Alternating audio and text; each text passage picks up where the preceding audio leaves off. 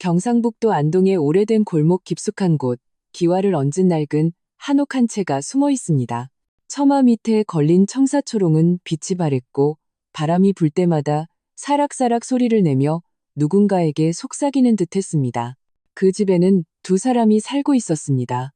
사위 박진우와 장모님 이순자 여사. 진우는 올해 35, 3년 전 그의 아내 박서연이 병으로 세상을 떠났습니다. 서연은 이 여사의 하나뿐인 딸이었습니다. 30 초반의 젊은 나이였죠. 진우에게 이 낡은 한옥과 함께 60에 가까운 장모님을 남겨두고 떠났습니다. 진우는 고아였습니다. 어릴 적부터 보육원에서 자랐고 서연과 결혼하고 나서야 비로소 진정한 가정을 갖게 되었습니다. 서연이 떠난 후 친척들은 모두 그에게 젊을 때 새로 시작하라고 권했습니다. 텅 빈 집과 늙은 장모님을 지키며 인생을 낭비하지 말라고요. 하지만 진우는 듣지 않았습니다. 그는 서연의 유품을 정리하고 그녀의 사진을 거실 가장 잘 보이는 곳에 두었습니다. 그리고 여전히 매일 출퇴근하고 장을 보고 밥을 지으며 예전처럼 이 여사의 식사와 일상을 챙겼습니다. 이 여사는 젊었을 때 대구 방직 공장의 여공이었습니다. 은퇴 후에도 몸은 정정한 편이었지만 눈이 침침해지고 귀도 예전 같지 않았습니다. 서연이 떠났을 때 그녀는 대성통곡하지 않고 한동안 침묵했습니다. 그러고는 다시 매일 아침 일찍 일어나 마당을 쓸고 상을 닦으며 집안을 깨끗하게 정리했습니다. 그녀는 진우의 마음이 얼마나 아픈지 알았기에 재혼하라는 말은 꺼내지도 않았고 불평 한마디 하지 않았습니다. 그저 방식만 바꿔가며 진우가 좋아하는 음식을 만들어주곤 했습니다. 안동의 이른 아침 골목은 늘 은은한 사람 사는 냄새로 가득했습니다. 동이 트기 무섭게 골목 어귀 분식집에서는 김이 모락모락 나는 어묵과 달콤한 호떡 냄새가 풍겨왔습니다. 진우는 보통 6시 반에 일어났습니다. 그는 안방에 이 여사를 깨울까봐 조심스럽게 방문을 열었습니다. 마당의 석류나무는 서연이 시집오던 해에 심은 것이었습니다. 이제는 가지가 무성해져 풋풋한 작은 석류 몇 개가 달려 있었고 아침 이슬에 젖어 반짝였습니다. 진우는 빗자루를 들고 마당의 낙엽을 천천히 쓸었습니다. 그의 손길은 부드러웠고 빗자루가 바닥을 스치는 사각사각 소리는 골목의 새소리, 멀리 분식집 주인의 외침과 어우러져 평온한 아침 풍경을 만들었습니다.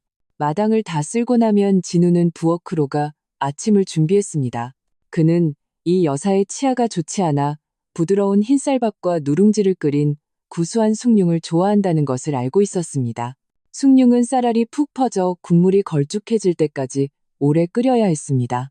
진우는 기름과 소금을 적게 넣은 담백한 반찬도 하나 만들었습니다. 감자채 볶음이나 시금치나물 같은 이 여사의 입맛에 딱 맞는 것들이었죠. 7시쯤 되면 이 여사가 잠에서 깼습니다. 그녀는 짙은 남색의 편한 개량 한복을 입고 머리를 단정히 빗은 채 마당으로 천천히 걸어 나왔습니다. 부엌에서 분주하게 움직이는 진우의 뒷모습을 보고는 문가에 서서 나지막이 말했습니다. 진우야, 그렇게 번거롭게 안 해도 된다. 간단히 먹으면 되지. 진우가 돌아보며 온화하게 웃었습니다. 어머니, 번거롭지 않아요. 앉아서 기다리시기만 하세요. 아침 식사는 대청마루의 오래된 원목 식탁 위에 차려졌습니다. 식탁에는 달아서 색이 바랬지만 깨끗한 푸른색과 흰색 격자문의 식탁보가 깔려 있었습니다. 두 사람은 마주 앉아 각자 그릇을 들고 천천히 숭늉을 마셨습니다.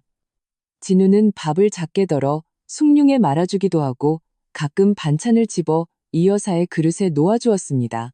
어머니, 나물 좀 더 드세요. 이 여사는 고개를 끄덕이며 천천히 씹었습니다.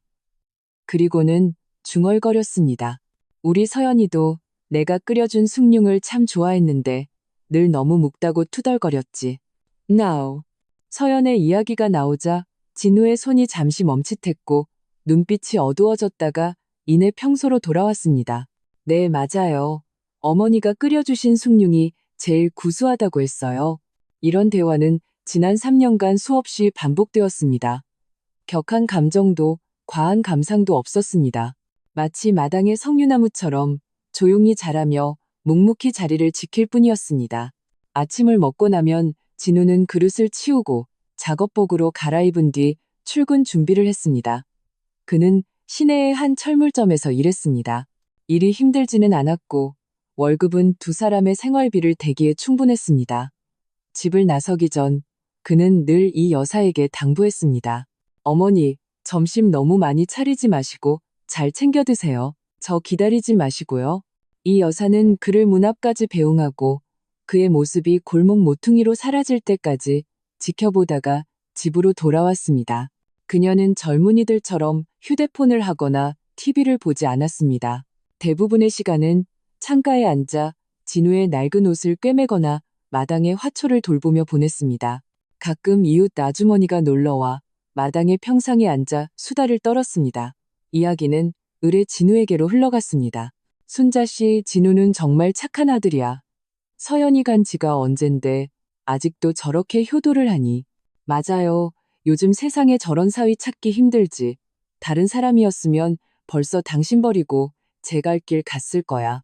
이 여사는 그 말을 들으며 흐뭇하게 웃었지만 입으로는 말했습니다. 진우가 원래 마음이 착해요. 우리 서연이가 사람 하나는 잘 봤지. 하지만 혼자 있을 때 그녀는 진우의 점점 더 침묵하는 뒷모습을 보며 마음이 아팠습니다. 진우는 아직 젊었습니다. 곁이 계속 비어 있어서는 안 됐습니다. 그녀는 진우가 밤늦게 거실에 앉아 서연의 사진을 보며 멍하니 있는 모습을 본 적이 있었습니다. 어둠 속에서 담배 불빛이 깜빡였고 한숨 소리가 연이어 들려왔습니다. 그 한숨은 바늘처럼 그녀의 마음에 밝혔습니다. 점심때 진우는 보통 철물점 근처의 작은 식당에서 국수 한 그릇으로 때웠습니다. 이 여사는 집에서 간단히 먹었습니다. 아침에 남은 밥이나 숭늉 혹은 국수에 달걀 하나를 풀어 먹는 식이었죠. 그녀는 늘 좋은 것은 진우를 위해 남겨두었습니다. 집에 달걀이나 우유는 항상 진우 몫이었고 자신은 좀처럼 손대지 않았습니다. 오후 6시 진우는 정시에 퇴근했습니다. 그는 바로 집으로 오지 않고 시내의 재래시장에 들러 신선한 채소와 고기를 샀습니다. 그는 이 여사가 갈치를 좋아한다는 것을 알고 매주 한 번씩 사왔습니다. 깨끗하게 손질해서 찌거나 조림을 만들었죠. 이 여사가 씹기 편하도록 부드럽고 맛이 잘 배게 요리했습니다. 집에 도착할 때쯤이면 날이 어둑해져 있었습니다. 이 여사는 미리 불을 켜두었습니다. 창문으로 새어나오는 노란 불빛이 골목길에 쏟아지며 마치 진우가 돌아오는 길을 안내하는 듯 했습니다. 진우가 문을 열면 늘 은은한 보리차 향이 났습니다. 이 여사가 이미 그의 피로를 풀어줄 따뜻한 보리차 한 잔을 타놓은 것이었습니다. 어머니, 다녀왔습니다. 왔구나. 힘들었지? 어서 앉아서 쉬어라. 이 여사는 진우의 손에서 장바구니를 받아 부엌으로 갔습니다. 진우는 대청마루 의자에 앉아 따뜻한 차를 마시며 부엌에서 분주한 이 여사의 모습을 보았습니다. 마음속에 온기가 차올랐습니다. 지난 3년 이 여사가 없었다면 어떻게 버텼을지 몰랐습니다. 서연이 떠난 후 그는 한때 절망에 빠졌습니다. 그런 그를 묵묵히 곁에서 지켜주며 행동으로 버팀목이 되어준 사람이 바로 이 여사였습니다. 그는 자신이 무너질 수 없다는 것을 알았습니다. 친어머니처럼 이 여사를 잘 모셔야 했습니다. 저녁은 아침보다 풍성했습니다. 보통 반찬 두세 가지에 국 하나가 올랐습니다. 진우는 이 여사에게 국을 떠주고 생선가시를 발라 그릇에 놓아주었습니다. 두 사람은 식사 중 말이 많지 않았습니다. 가끔 골목 어느 집 아들이 대학에 갔는지, 어느 집 어르신이 편찮으신지 같은 소소한 이야기를 나눴습니다. 이 여사는 진우에게 일할 때 날카로운 공구 조심하라고 당부했고, 진우는 이 여사에게 집에서 너무 무리하지 말고 산책도 좀 하시라고 말했습니다. 저녁을 먹고 나면 진우가 설거지를 하고 식탁을 닦았습니다. 이 여사는 거실에 앉아 낡은 라디오를 켜고 흘러나오는 구성진 트로트 가락을 들었습니다. 애절한 멜로디가 창문을 넘어 고요한 골목으로 퍼져나갔습니다. 설거지를 마친 진우는 이 여사 옆 의자에 앉아 함께 음악을 들었습니다. 가끔 그는 물었습니다. 어머니, 이 노래는 무슨 내용이에요? 그러면 이 여사는 노래 속의 슬픈 사랑 이야기, 효자들의 이야기를 천천히 설명해 주었습니다. 그녀의 목소리는 세월의 흔적을 담고 있어 온화했고 따뜻한 강물처럼 진우의 마음을 천천히 적셨습니다. 9시가 넘으면 이 여사는 자리에서 일어나 방으로 들어갔습니다. 그녀의 방은 진우의 방 바로 옆에 있었습니다. 잠자리에 들기 전 그녀는 진우의 방문 앞에 와서 나지막이 말했습니다. 진우야, 너무 늦게까지 있지 말고 일찍 자거라. 네 어머니도 안녕히 주무세요. 이 여사가 방으로 들어간 후 진우는 거실에 좀 더 앉아 있었습니다. 때로는 책을 읽고 때로는 서연의 사진을 보며 멍하니 있었습니다. 그는 서연과 함께했던 날들을 떠올렸습니다. 신혼의 달콤함, 서연이 아팠을 때의 강인함, 그 기억들이 영화처럼 머릿속을 스쳐 지나갔습니다. 달콤하면서도 아픈 기억들이었죠. 11시쯤 진우는 방으로 들어갔습니다. 그의 방은 침대 하나, 옷장 하나, 책상 하나로 단출했습니다. 책상 위에는 서연의 사진과 지난 3년간의 심경을 기록한 두꺼운 일기장이 놓여 있었습니다. 그는 침대에 누워 눈을 감았습니다. 머릿속에는 여전히 서연의 모습과 이 여사의 분주한 모습이 맴돌았습니다. 그는 자신의 어깨가 무겁다는 것을 알았습니다. 자신뿐만 아니라 이 여사를 위해서도 서연의 마지막 부탁을 위해서도 살아야 했습니다. 날은 그렇게 하루하루 평온하게 흘러갔습니다. 안동 골목의 사계절이 바뀌고 마당의 석류나무는 꽃을 피우고 열매를 맺었습니다. 진우와 이 여사는 서로에게 의지하며 존중했습니다. 아무도 몰랐습니다. 이 평온해 보이는 관계 아래의 미묘한 변화가 조용히 싹트고 있다는 것을 이 여사는 진우의 외로운 뒷모습을 보며 마음속 생각이 점점 강해졌습니다. 그리고 진우 또한 매일매일의 일상 속에서 이 여사에게 장모와 사위를 넘어선 감정을 느끼기 시작했습니다. 그 자신은 아직 깨닫지 못했거나 혹은 감히 깨닫지 않으려 했을 뿐입니다. 밤은 깊어갔습니다. 안동 골목은 잠에 빠졌지만 낡은 한옥의 불빛 하나만이 꺼지지 않고 있었습니다.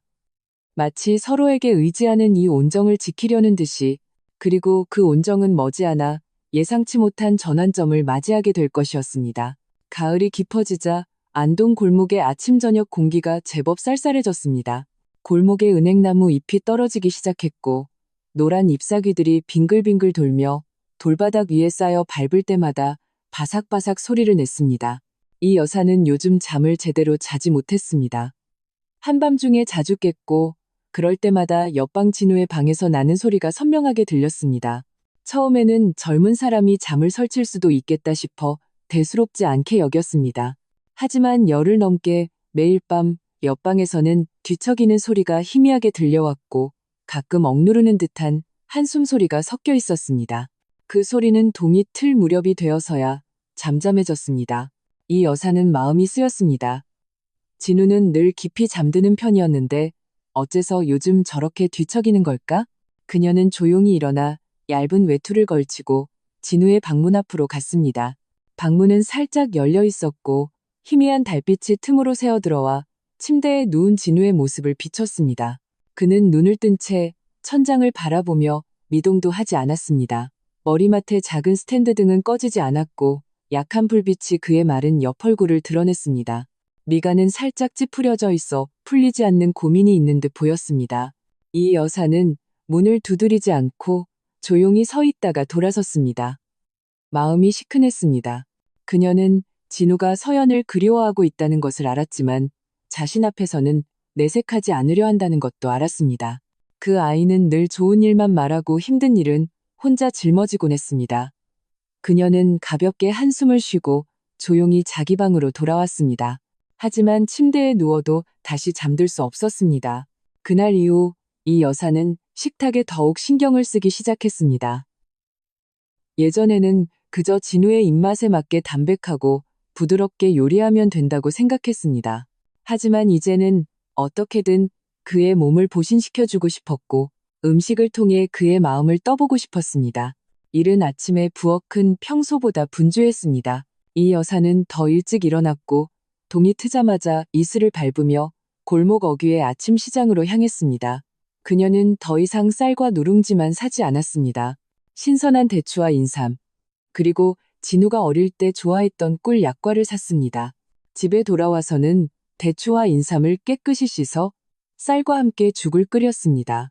죽이 다 끓자 쌀알은 푹 퍼졌고 대추의 달콤함과 인삼의 향이 어우러져 부엌 전체에 달달한 향기가 퍼졌습니다. 진우가 일어나 부엌으로 들어왔을 때 그는 잠시 멈칫했습니다. 늘 담백했던 죽이 오늘은 붉은 빛을 띠며 달콤한 향을 풍겼고 옆에는 김이 모락모락 나는 꿀약과 한 접시가 놓여 있었습니다. 어머니, 오늘 아침은 왜 이렇게 풍성해요? 진우는 젓가락을 들어 약과 하나를 입에 넣었습니다. 달지만 느끼하지 않은 어릴 적 그 맛이었습니다. 이 여사는 붓두막을 닦으며 말없이 돌아보며 웃었습니다. 가을이니 기운 좀 보충해야지. 요즘 내 얼굴이 안 좋아 보여서 단 것 좀 먹으면 기분도 나아질 게다. 진우는 마음이 따뜻해졌습니다. 그는 고개를 숙여 죽 한 숟갈을 떴습니다. 단맛이 목을 타고 위로 흘러내려 편안했습니다. 하지만 그는 대답하지 않고 조용히 먹기만 했습니다. 이 여사의 말에 다른 뜻이 담겨 있다는 것을 알았지만 어떻게 반응해야 할지 몰랐습니다. 점심에 진우는 밖에서 국수 한 그릇을 먹었습니다. 오후에 퇴근해서 돌아와 문을 열자마자 진한 고기 냄새가 풍겨왔습니다. 부엌으로 가보니 이 여사가 앞치마를 두르고 붓두막 앞에서 분주하게 움직이고 있었습니다. 냄비에서는 갈비찜이 보글보글 끓고 있었고 옆 접시에는 파릇파릇한 브로콜리 볶음과 얇게 썬 장조림이 담겨 있었습니다. 어머니, 오늘 웬 갈비찜이세요? 진우는 손에 든 물건을 내려놓고 다가가 도우려 했습니다. 넌 쉬고 있어. 다 돼가? 이 여사는 그를 밖으로 밀어냈습니다. 며칠 전에 네가 갈비찜 먹고 싶다고 한 것 같아서 좀 샀다. 푹 익혀서 씹기 좋게 만들었어. 진우는 잠시 멍했습니다. 자신이 갈비찜을 먹고 싶다고 말한 기억이 없었습니다. 아마 이 여사가 예전에 그가 좋아했던 것을 기억하고 있는 모양이었습니다. 그는 대청마루 의자에 앉아 부엌에서 분주한 이 여사의 뒷모습을 보며 복잡한 심정이 되었습니다. 지난 3년 이 여사는 친어머니보다 더 그를 아껴주었습니다. 하지만 그럴수록 그는 더 미안함을 느꼈습니다. 저녁 식사 때 원목 식탁 위에는 갈비찜, 브로콜리 볶음, 장조림, 그리고 담백한 무국까지 푸짐하게 차려져 있었습니다. 이 여사는 계속해서 진우에게 반찬을 집어주었고 갈비찜에서 가장 부드러운 살코기를 발라 그의 그릇에 놓아주었습니다. 많이 먹어라. 일하느라 힘드니 보신해야지. 진우의 그릇에는 반찬이 산처럼 쌓였습니다. 그는 먹으면서 말했습니다. 어머니도 드세요. 저만 주지 마시고요. 난 늙어서 많이 못 먹어. 라. 이 여사는 브로콜리 한 조각을 집어 천천히 씹으며 문득 입을 열었습니다. 진우야, 네가 올해 35이지? 네. 진우는 고개를 끄덕였습니다. 마음이 철렁 내려앉으며 이 여사가 무슨 말을 할지 짐작할 수 있었습니다. 세월 참 빠르다. 너랑 서연이가 결혼한 지도 벌써 10년이 다 되어 가는구나. 이 여사는 한숨을 쉬며 식탁 위 서연의 사진으로 시선을 돌렸습니다. 서연이가 아직 살아있었다면 지금쯤 둘째도 가졌을지 모르는데 진우의 손이 멈칫했습니다.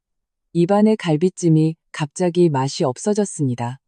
그는 고개를 숙이며 작은 목소리로 말했습니다. 어머니, 다 지난 일이에요. 지난 일은 맞지. 하지만 살아갈 날은 계속 가야지. 이 여사는 젓가락을 내려놓고 진우를 바라보았습니다. 그녀의 눈빛에는 기대감이 가득했습니다. 진우야, 너는 아직 젊다. 언제까지나 혼자 살 수는 없지 않니? 곁에 아플 때나 힘들 때 기댈 사람 하나 없이. 내가 그걸 보고 있자니 마음이 아프다. 진우는 고개를 들어 이 여사의 시선을 마주했습니다. 그 시선에는 안타까움, 기대, 그리고 그가 이해할 수 없는 복잡한 감정이 섞여 있었습니다. 그는 입을 열어 무언가 말하려 했지만 무슨 말을 해야 할지 몰랐습니다. 그도 재혼을 생각해보지 않은 것은 아니었습니다. 하지만 서연과 이 여사를 생각할 때마다 그 생각을 억눌렀습니다. 새로 사람을 만나면 이 여사가 서운해할까봐 두려웠고 서연에게도 미안했습니다. 어머니, 저는 지금도 괜찮아요. 어머니가 곁에 계셔서 사는 게 평온해요. 진우는 이 여사의 시선을 피하며 국자로 무국을 떠서 그녀의 그릇에 담아주었습니다. 국 드세요. 식기 전에요. 이 여사는 그의 회피하는 모습을 보며 마음속으로 한숨을 쉬었습니다. 그녀는 더 이상 말을 이어가지 않았습니다. 진우의 마음속 상처가 아직 아물지 않았다는 것을 알았기에 너무 다그쳐서는 안 된다고 생각했습니다. 그녀는 국그릇을 들어 한 모금 마셨지만 마음속으로는 그를 천천히 이끌어야겠다고 다짐했습니다. 앞으로 나아가는 것이 서연에게 미안한 일이 아니라 그 자신과 자신을 위한 일이라는 것을 깨닫게 해줘야 했습니다. 그 후로 며칠 동안 이 여사의 밥상은 더욱 정성스러워졌습니다. 오늘은 삼계탕을 끓이고 내일은 만두를 빚고 모레는 진우가 좋아하는 제육볶음을 만들었습니다. 매 끼니가 정성스럽고 맛깔스러웠으며 마음이 가득 담겨 있었습니다. 식사 중에는 가끔 이런저런 이야기를 꺼냈습니다. 골목 누구네 아들이 재혼해서 행복하게 산다는 이야기, 누구네 딸이 소개받은 남자가 조건이 좋다는 이야기 같은 것들이었죠. 진우는 처음에는 피했지만 이 여사가 계속 이야기하자 점차 거부감이 줄어들었습니다. 그는 가끔 한두 마디 대꾸하며 자신의 생각을 말하기도 했습니다. 하지만 자기 자신에게 사람을 찾아보라는 이야기가 나오면 또다시 화제를 돌렸습니다. 이 여사는 서두르지 않았습니다. 그저 계속해서 진우에게 맛있는 음식을 해주고 가끔 그런 이야기들을 꺼낼 뿐이었습니다. 그녀는 감정 문제는 서두르면 안 된다는 것을 알았습니다. 천천히 해야 했습니다. 그녀는 진우에게 그가 어떤 결정을 하든 지지할 것이라는 것을 알려주고 싶었습니다. 또한 그가 행복하기를, 그의 곁에 누군가 함께하기를 바란다는 것을 깨닫게 해주고 싶었습니다. 어느 날 밤 진우는 야근을 하고 아주 늦게 돌아왔습니다. 집 문을 열자 거실 불이 아직 켜져 있었습니다. 이 여사는 의자에 앉아 벽에 기댄 채 잠들어 있었습니다. 식탁 위에는 접시로 덮인 음식들이 놓여 있었는데 아직 희미한 온기가 남아 있었습니다. 옆에는 따뜻한 우유 한 잔이 놓여 있는 것으로 보아 데운 지 얼마 되지 않은 듯 했습니다. 진우는 가슴이 찡해졌습니다. 그는 조용히 다가가 이 여사를 깨워 방으로 들어가게 하려 했습니다. 하지만 가까이 다가가서야 이 여사의 머리카락에 흰머리가 몇 가닥 더 늘어난 것을 보았습니다. 눈가의 주름도 더 깊어져 있었습니다. 지난 몇 년간 그녀는 그를 위해 너무 많은 마음을 썼습니다. 서연이 아팠을 때의 분주함부터 서연이 떠난 후의 묵묵한 위로, 그리고 지금 그의 장래를 걱정하는 것까지 그녀는 한 번도 자신을 위해 생각한 적이 없었습니다. 진우는 조용히 외투 하나를 가져와 이 여사의 몸에 덮어주었습니다. 이 여사가 잠에서 깬 눈을 비볐습니다. 진우를 보고는 웃으며 말했습니다. 왔구나. 어서 밥 먹어라. 아직 따뜻하다. 어머니, 왜 방에 안 들어가고 주무셨어요? 진우의 목소리가 약간 잠겨 있었습니다. 너 기다렸지. 네가 와서 밥 못 먹을까 봐. 이 여사는 자리에서 일어나 음식을 진우 앞으로 가져다 주었습니다. 어서 먹어. 우유 데워줄게. 진우는 식탁 앞에 앉아 눈앞의 음식을 보며 만감이 교차했습니다. 그는 젓가락을 들어 반찬 한 조각을 집어 천천히 씹었습니다. 음식 맛은 좋았지만 왠지 모를 씁쓸함이 느껴졌습니다. 그는 이 여사의 마음을 알았습니다. 더 이상 회피해서는 안 됐습니다. 어쩌면 정말로 자신의 미래를, 그리고 이 여사를 위해 생각해야 할 때가 온 것인지도 모릅니다. 그날 밤 진우는 유난히 깊이 잠들었습니다. 그는 더 이상 서연의 사진을 보며 멍하니 있지도 뒤척이지도 않았습니다. 눈을 감자 이 여사의 분주한 모습, 식탁 위에 김이 모락모락 나는 음식들, 그리고 그녀의 눈빛 속 기대감이 떠올랐습니다. 그는 무언가가 조용히 변하고 있다는 것을 알았고 자신도 그 변화를 받아들여야 한다는 것을 느꼈습니다. 골목의 달빛이 창문을 통해 진우의 침대 위로 쏟아졌습니다. 부드럽고 고요했습니다. 밥상에 숨겨진 마음은 씨앗처럼 밤의 어둠 속에서 조용히 싹을 틔우며 꽃 피울 날을 기다리고 있었습니다. 찬바람이 눈발을 휘몰아치며 안동 골목의 돌바닥을 스쳐 지나가 휘잉 소리를 냈습니다. 밤이 막 내렸을 때 골목에는 사람 그림자 하나 보이지 않았습니다. 오직 집집마다 창문에서 새어나오는 불빛만이 눈안개 속에서 따뜻한 노란빛으로 번져 마치 추운 밤의 별처럼 보였습니다. 진우가 일하는 철물점은 연말이라 눈코 뜰 새 없이 바빴습니다. 일주일 내내 야근을 했고 매일 집에 돌아올 때면 이미 깊은 밤이었습니다. 골목 어귀에 가로등 몇 개가 고장 나 어두컴컴한 가운데 진우는 외투를 단단히 여미고 얇게 쌓인 눈을 밟으며 걸었습니다. 눈송이가 얼굴에 부딪히자 차가웠습니다. 그는 목을 움츠리고 걸음을 재촉했습니다. 멀리서 자신의 낡은 한옥 창문에 불이 켜져 있는 것이 보였습니다. 그 불빛은 다른 집보다 더 밝았고 커튼 너머로 희미하게 움직이는 그림자가 보였습니다. 진우는 마음이 따뜻해지며 발걸음도 가벼워졌습니다. 문을 열자 따뜻한 공기와 함께 음식 냄새가 확 풍겨와 몸의 한기를 순식간에 녹여주었습니다. 거실에는 작은 연탄난로가 피워져 있었고 불길이 활활 타오르며 주홍빛 불꽃이 춤을 추어 집 전체를 따뜻하게 만들었습니다. 이 여사는 난로 옆 작은 의자에 앉아 손에 바늘과 실을 들고 진우의 낡은 스웨터를 꿰매고 있었습니다. 문 열리는 소리를 듣자 그녀는 즉시 고개를 들고 흐뭇한 미소를 지었습니다. 이제 왔구나. 추웠지? 진우는 얼어서 빨개진 손을 비비며 난로가로 다가가 불을 쬐었습니다. 웃으며 말했습니다. 안 추워요, 어머니. 왜 아직 안 주무셨어요? 너 기다렸지. 이 여사는 바느질을 내려놓고 부엌으로 걸어갔습니다. 음식 다 데워놨다. 가져다 줄게. 연탄난로 위에는 알루미늄 찜통이 놓여 있었고 그 안에 음식이 따뜻하게 보관되어 있었습니다. 이 여사가 뚜껑을 열자 진한 향기가 피어올랐습니다. 돼지고기 장조림 한 그릇, 시금치나물 한 접시, 그리고 김이 모락모락 나는 따끈한 수제비 한 그릇이었습니다. 장조림은 윤기가 흘렀고 수제비에는 달걀 2개가 풀어져 있었으며 파와 고춧가루가 뿌려져 있어 보기만 해도 군침이 돌았습니다. 네가 야근하느라 힘들까봐 고기 좀 만들었다. 기운내라고. 이 여사는 음식을 원목 식탁 위에 놓고 진우에게 수제비 한 그릇을 떠주었습니다. 먼저 국물부터 마셔서 속 좀 데워. 진우는 숟가락을 들어 수제비 국물을 한 모금 마셨습니다. 따뜻한 국물이 목을 타고 내려가자 위가 즉시 따뜻해졌습니다. 그는 식탁 위의 음식을 보고 이 여사의 희끗희끗한 머리카락을 보며 가슴이 뭉클해졌습니다. 어머니, 저 때문에 이렇게 늦게까지 기다리지 마세요. 먼저 주무셔도 괜찮아요? 나 혼자서는 잠도 안 와. 이 여사는 그의 맞은편에 앉아 자신을 위해 따뜻한 물 한 잔을 따랐습니다. 난로불도 계속 피워나서 집도 따뜻하고 마침 내 스웨터 꿰맬 것도 있었거든. 그 낡은 건 소매가 다 닳았잖니. 진우는 고개를 숙여 자신이 입고 있는 스웨터를 보았습니다. 정말 몇 년 동안 입은 낡은 것이었고 소매뿌리가 해져 있었습니다. 그는 이 여사가 그것을 계속 마음에 두고 있었을 줄은 몰랐습니다. 두 사람은 밥을 먹으며 두런두런 이야기를 나눴습니다. 난로에서 타닥타닥 소리가 났고 가끔 불꽃이 튀었다가 금세 사그라들었습니다. 창밖의 눈보라 소리는 문 밖에서 차단된 듯 집안에는 오직 음식 냄새, 난로의 온기, 그리고 두 사람의 온화한 대화 소리만 가득했습니다.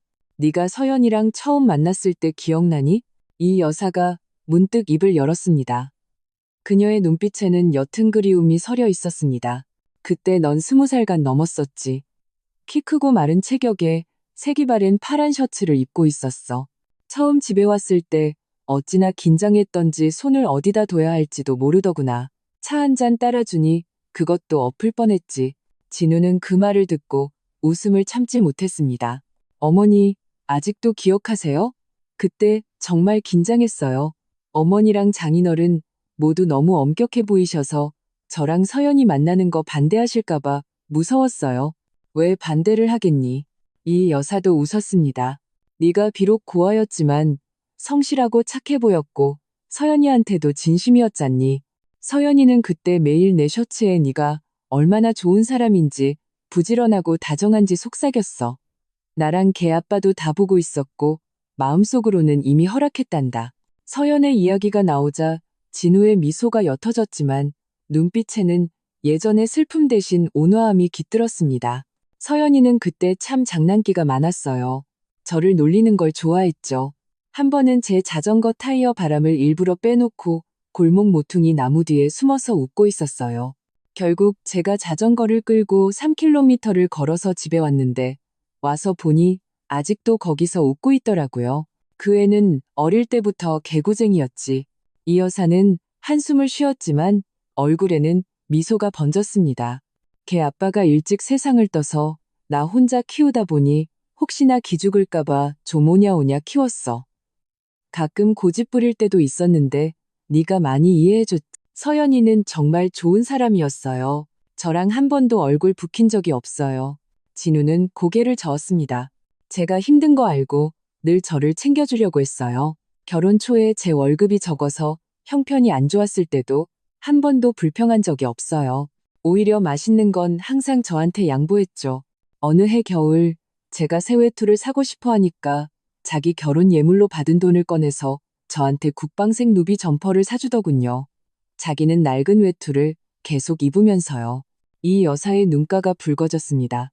그녀는 손수건을 꺼내 눈가를 닦았습니다. 서연이는 그런 애였어. 늘 남부터 생각하고 자기는 잊어버렸지. 그때 몰래 너한테 점퍼 사주고는 나한테도 말하지 말라고 했어. 네가 마음에 부담 가질까봐. 나중에 알게 됐어요. 진우의 목소리가 잠겼습니다.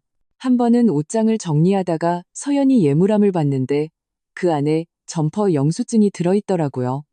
날짜가 바로 그해 겨울이었어요. 그 영수증을 들고 있는데 마음이 시큰하면서도 따뜻했어요. 그때 다짐했어요. 평생 이 사람한테 잘해서 좋은 날만 살게 해주겠다고. 하지만 좋은 날이 몇 년 가지 못하고 서연은 병으로 세상을 떠났습니다. 이 말은 진우가 입 밖으로 내지 않고 조용히 수제비 국물을 한 모금 마셨습니다. 이 여사도 더 이상 슬픈 이야기를 꺼내지 않고 화제를 바꿨습니다. 서연이가 처음 요리 배울 때 기억나니? 너한테 실력 발휘 한번 해보겠다고 하더니 생선은 새까맣게 태우고 나물은 써서 못 먹게 볶았잖아. 결국 내가 다시 다 만들었지. 그때 걔가 입을 삐죽 내밀면서 앞으로 꼭 요리 배워서 매일 네가 좋아하는 거 해주겠다고 했었지. 기억나요? 진우는 고개를 끄덕였습니다. 그날 밥 정말 맛있게 먹었어요. 생선은 탔고 나물은 썼지만 마음은 달콤했거든요. 그 후로 서연이는 어머니한테 요리를 배우기 시작해서 솜씨가 점점 좋아졌어요. 특히 걔가 만든 제육볶음은 식당 것보다 더 맛있었어요. 걔가 노력을 많이 했지. 이 여사는 웃으며 말했습니다. 요리 배울 때 매일 부엌에서 나를 졸졸 따라다니면서 노트에 적고 이것저것 물어봤어. 가끔은 귀찮을 정도였지. 하지만 조금씩 실력이 느는 걸 보면서 나도 기뻤단다. 나중에는 나보다 요리를 더 잘해서 너도 늘 서연이 밥이 입에 맞는다고 했었지. 두 사람은 서연의 지난 이야기를 나누었습니다. 어릴 적 장난꾸러기 모습부터 커서의 다정함, 처음 만났을 때의 풋풋함, 결혼 후의 달콤함까지 가슴 찢어지는 슬픔은 없었고 오직 옅은 그리움과 온기만 있었습니다.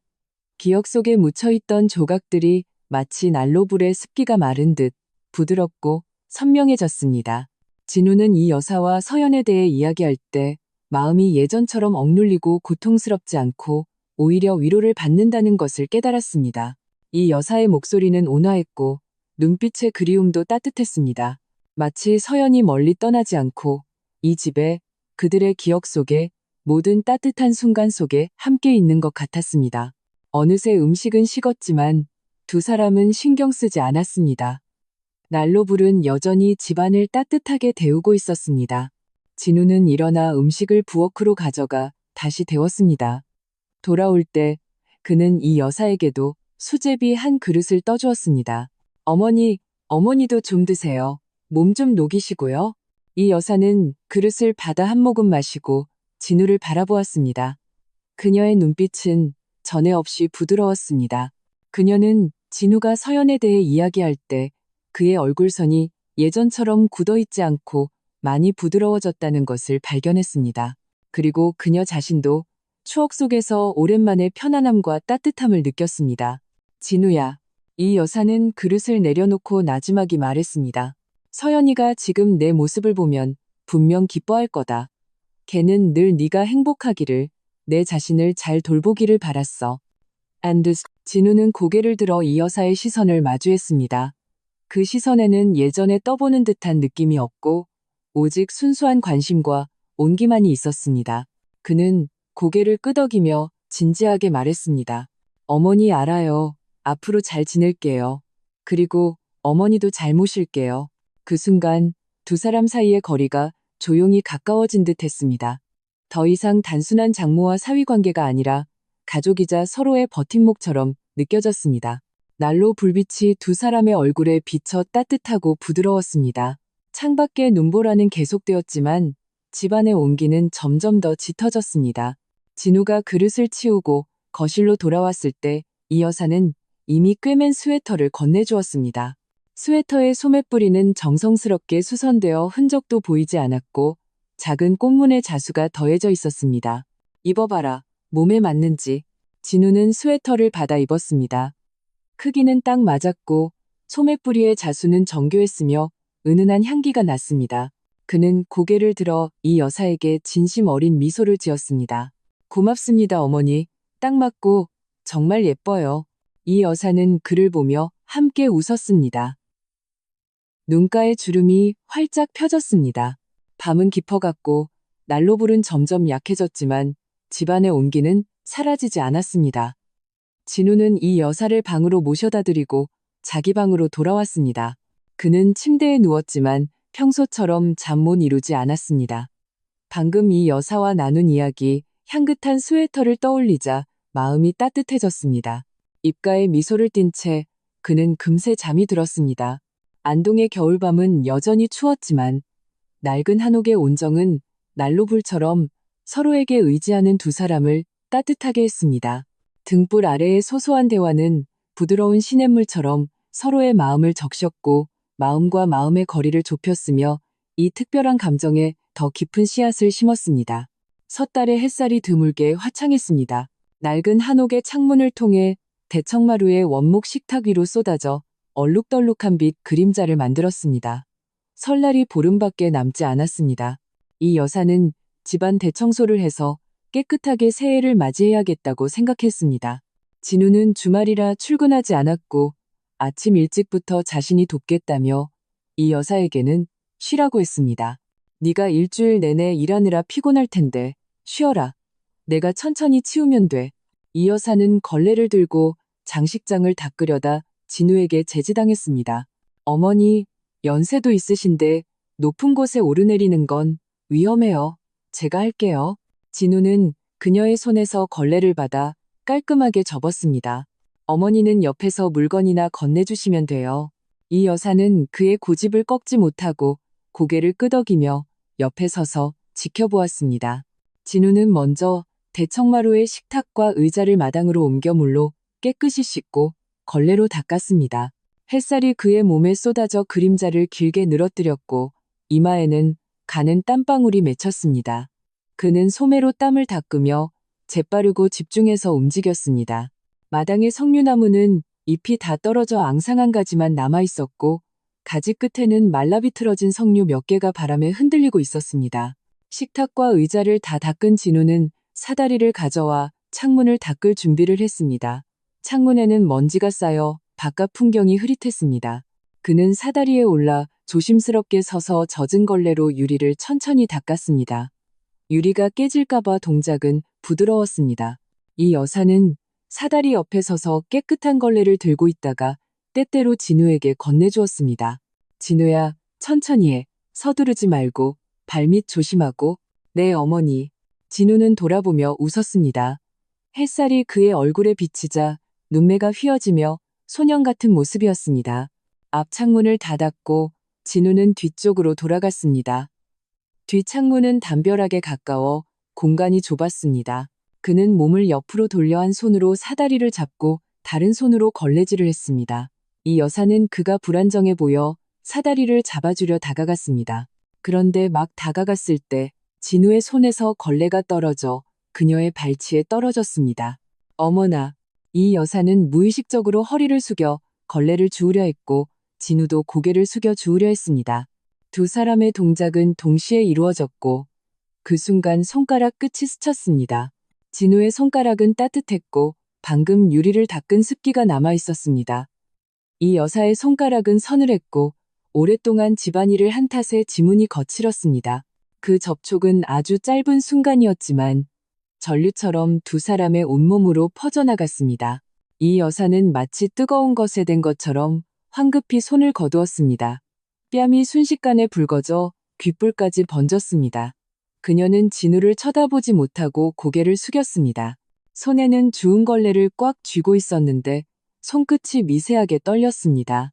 심장은 토끼라도 품은 듯 쿵쿵쿵 뛰었고 그 소리가 자신에게도 선명하게 들렸습니다. 진우도 멍해졌습니다. 사다리 위에서 이 여사를 내려다보았습니다. 그는 그녀의 붉어진 뺨, 살짝 담은 입술, 그리고 힘주어 걸레를 쥔 탓에 하얗게 변한 손가락을 볼 수 있었습니다. 그의 심장도 갑자기 빠르게 뛰기 시작했습니다.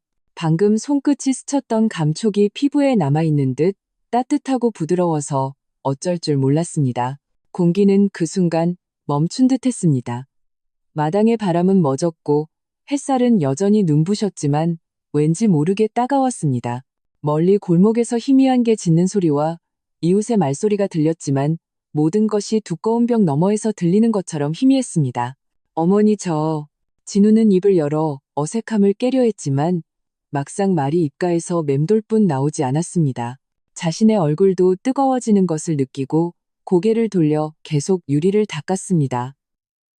하지만 동작은 아까처럼 자연스럽지 않고 뻣뻣해졌습니다.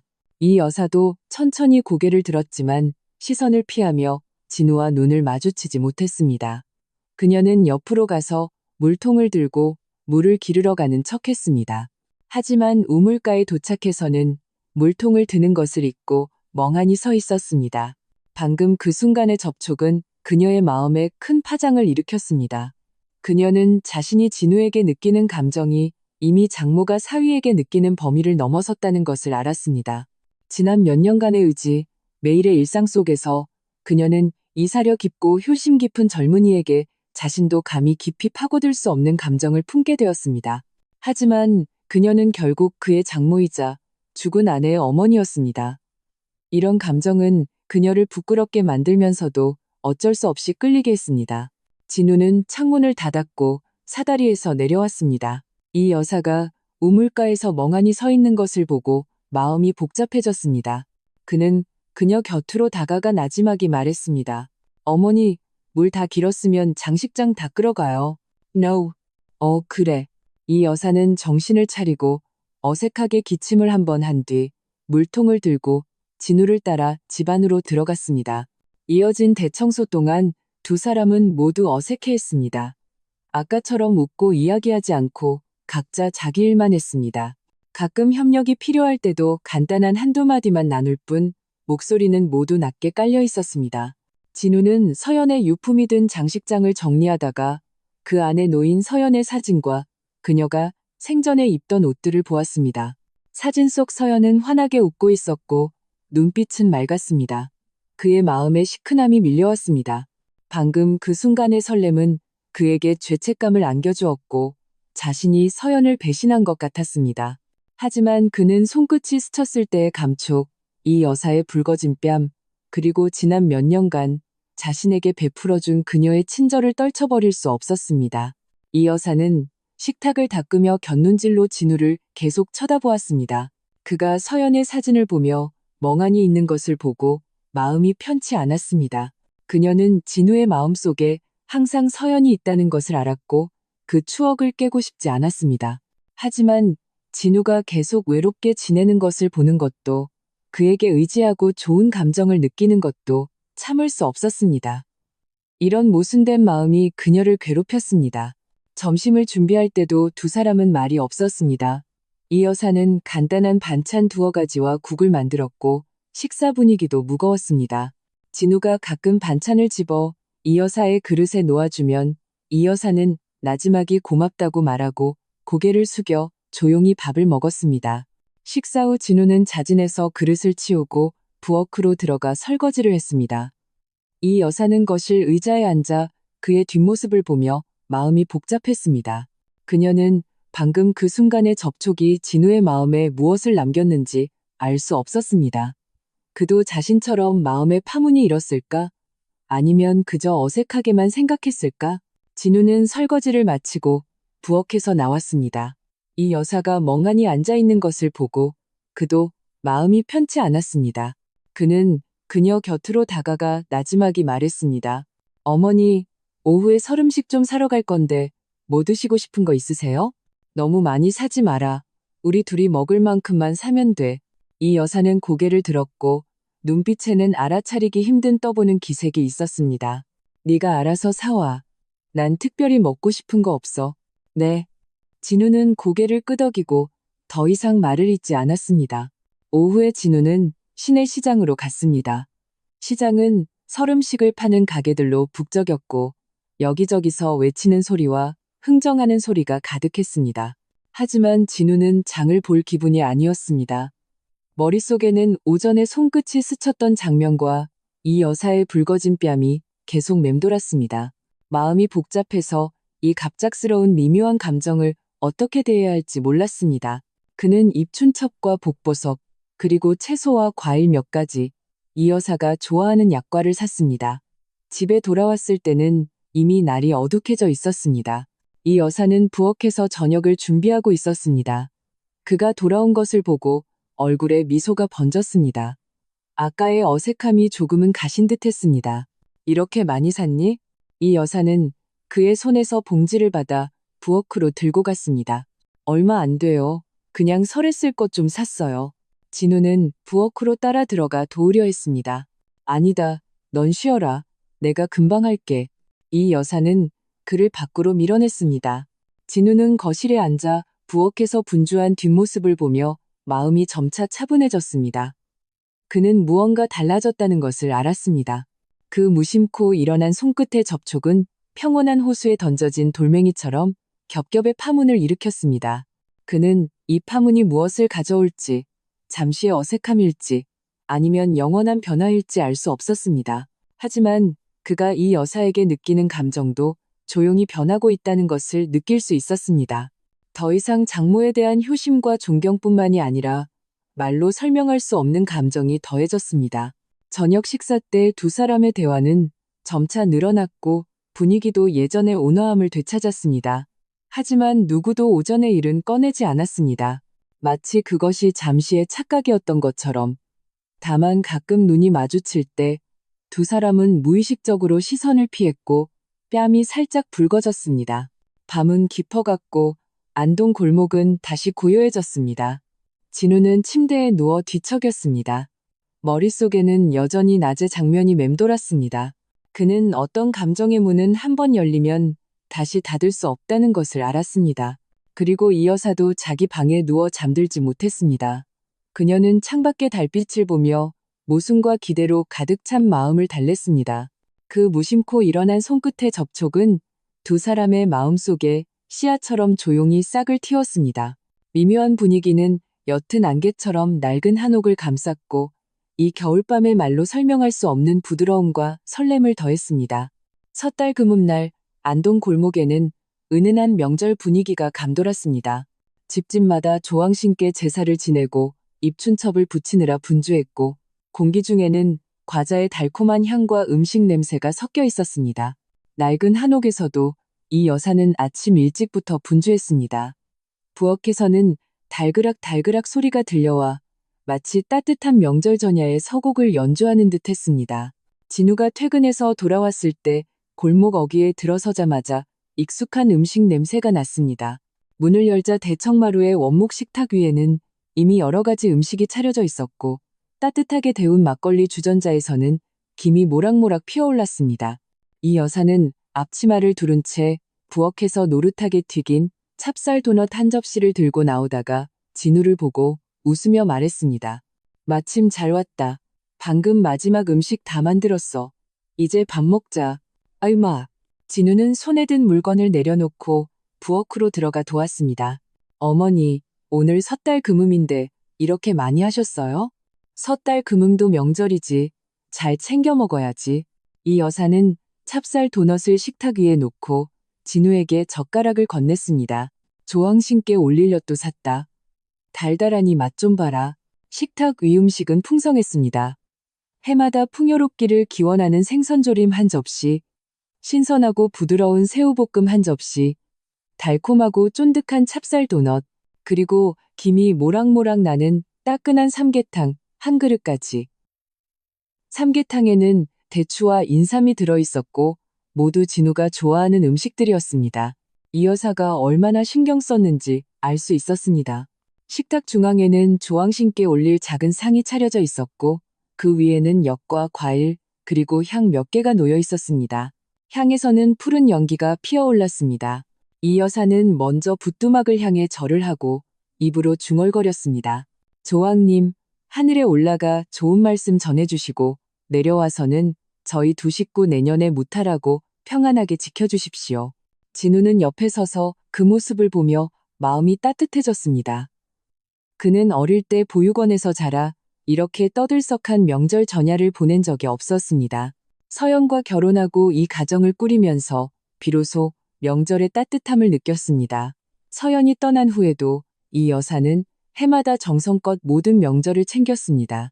오직 그가 집에 온기를 느낄 수 있도록 하기 위해서였습니다. 자, 이제 밥 먹자. 이 여사는 절을 마치고 자리에 앉아 막걸리 주전자를 들어 진우에게 한 잔 따라주었습니다. 날이 추우니 막걸리 한 잔에서 몸 좀 녹이고 피로도 풀어. 막걸리는 뽀얀색이었고 잔에 따르자 고운 거품이 일며 구수한 향이 퍼졌습니다. 진우는 잔을 받아 고맙습니다라고 말하고 가볍게 한 모금 마셨습니다. 막걸리는 부드럽고 옅은 단맛이 났습니다. 목을 타고 내려가자 온몸에 따뜻한 기운이 퍼졌습니다. 이 생선 맛 좀 봐라. 몇 시간 동안 졸였으니 맛이 잘 뱄을 게다. 이 여사는 진우에게 생선 살 한 조각을 집어가시를 발라주었습니다. 네가 어릴 때 보육원에 있을 땐 이렇게 신선한 생선은 못 먹어봤겠지. 진우는 고개를 끄덕이며 생선살을 한 입 베어 물었습니다. 부드러운 맛이 입안에 퍼지며 막걸리 향과 어우러져 더욱 맛있었습니다. 어릴 때 설날이면 보육원에서는 그냥 만둣국 한 솥 끓여줬어요. 그 안에 고기 든 게 몇 개 있으면 그것만으로도 정말 행복했죠. 그는 나지막이 말했고 목소리에는 옅은 감회가 서려 있었습니다. 고생 많았구나, 이 아이. 이 여사는 그를 보며 안타까운 눈빛을 보냈습니다. 서연이 아빠가 살아있었다면 너를 참 예뻐했을 텐데. 네가 어릴 때 부모님 없이도 이렇게 사려 깊은 아이로 자란 게 참 대견하다. 진우는 젓가락을 내려놓고 막걸리를 한 모금 마셨습니다. 웃으며 말했습니다. 고생 아니에요, 어머니. 나중에 어머니랑 서연이를 만나고 이 가정이 생기고 나서 저는 정말 행복했어요. 이 여사도 자신에게 막걸리 한 잔을 따라 가볍게 마셨습니다. 술 기운이 돌자 그녀의 말도 많아졌습니다. 내가 젊었을 땐 방직 공장에서 일했지. 매일 3교대로 일하면서 서연이랑 걔아빠를 돌봐야 했어. 그때는 정말 힘들었어. 월급은 적고 식구들은 단칸방에 살았지. 겨울에는 난방도 안 돼서 덜덜 떨었단다. 그녀는 지난날을 회상하며 눈빛이 아련해졌습니다. 서연이 아빠는 몸이 안 좋아서 늘 약을 달고 살았고 집안의 무거운 짐은 다 내 어깨에 있었지. 가끔은 너무 힘들어서 이불 속에서 몰래 울기도 했어. 하지만 다음날 아침이면 또다시 출근하고 집안일을 해야 했지. 진우는 조용히 들었습니다. 예전에는 이 여사가 힘들게 살았다는 것만 알았지. 이렇게 많은 일을 겪었는지는 몰랐습니다. 어머니, 그때 정말 힘드셨겠어요? No, 다 지나간 일이지. 이 여사는 웃었고 눈가에 주름이 펴졌습니다. 나중에 서연이가 크고 철이 들고 너처럼 좋은 아이랑 결혼하고 나니 모든 고생이 다 보상받는 기분이었어. 서연이가 떠나고 나서는 다시 예전처럼 춥고 쓸쓸한 날들이 올 줄 알았는데 네가 계속 내 곁에서 나를 돌봐주었지. 친아들보다 더하게. 진우는 가슴이 찡해져 막걸리, 주전자를 들어 이 여사의 잔을 채웠습니다. 어머니, 그런 말씀 마세요. 어머니 모시는 건 당연한 일이에요. 지난 몇 년간 어머니도 저를 계속 돌봐주셨잖아요. 어머니가 안 계셨으면 제가 어떻게 살았을지 몰라요. 두 사람은 한 잔 두 잔 막걸리를 마시며 완전히 마음을 열었습니다. 그들은 서연의 어릴 적 재미있는 이야기, 결혼 초에 어려웠던 시절, 그리고 지난 몇 년간의 소소한 일들을 이야기했습니다. 막걸리의 온기가 점점 올라와 두 사람의 뺨은 붉어졌고 눈빛도 부드러워졌습니다. 진우는 더 이상 예전처럼 어색해하지 않았습니다. 그는 자진해서 보육원에서의 생활, 서연을 처음 만났을 때의 설렘, 서연이 아팠을 때의 무력함을 이야기했습니다. 이 이야기들은 그가 예전에 누구에게도 하지 않았던 것들이었습니다. 하지만 취기가 오른 상태에서 이 여사 앞에서는 거리낌 없이 털어놓았습니다. 서연이가 떠나던 날 하늘이 무너지는 것 같았어요. 진우의 목소리가 잠겼고 눈에는 눈물이 고였습니다. 걔를 안고 조금씩 숨이 멎어가는 걸 보는데 마음이 칼로 베이는 것처럼 아팠어요. 저도 따라가고 싶다는 생각까지 했어요. 하지만 어머니를 생각하니 어머니를 돌봐줄 사람이 필요하다는 생각에 다시 버텨냈어요. 이 여사는 손을 뻗어 그의 손등을 가볍게 두드렸습니다. 그녀의 손은 서늘했지만 따뜻한 힘이 있었습니다. 바보 같은 소리. 서연이는 네가 그러길 바라지 않았을 거야. 걔는 떠날 때 내 손을 잡고 너를 잘 돌봐달라고, 네가 행복하게 잘 살아야 한다고 했어. No. 그녀의 목소리도 약간 떨렸습니다. 내 마음이 얼마나 아픈지 안다. 하지만 살아갈 날은 계속 가야지. 너는 아직 젊고 앞으로 갈 길이 멀잖니. 진우는 고개를 들어 이 여사의 시선을 마주했습니다.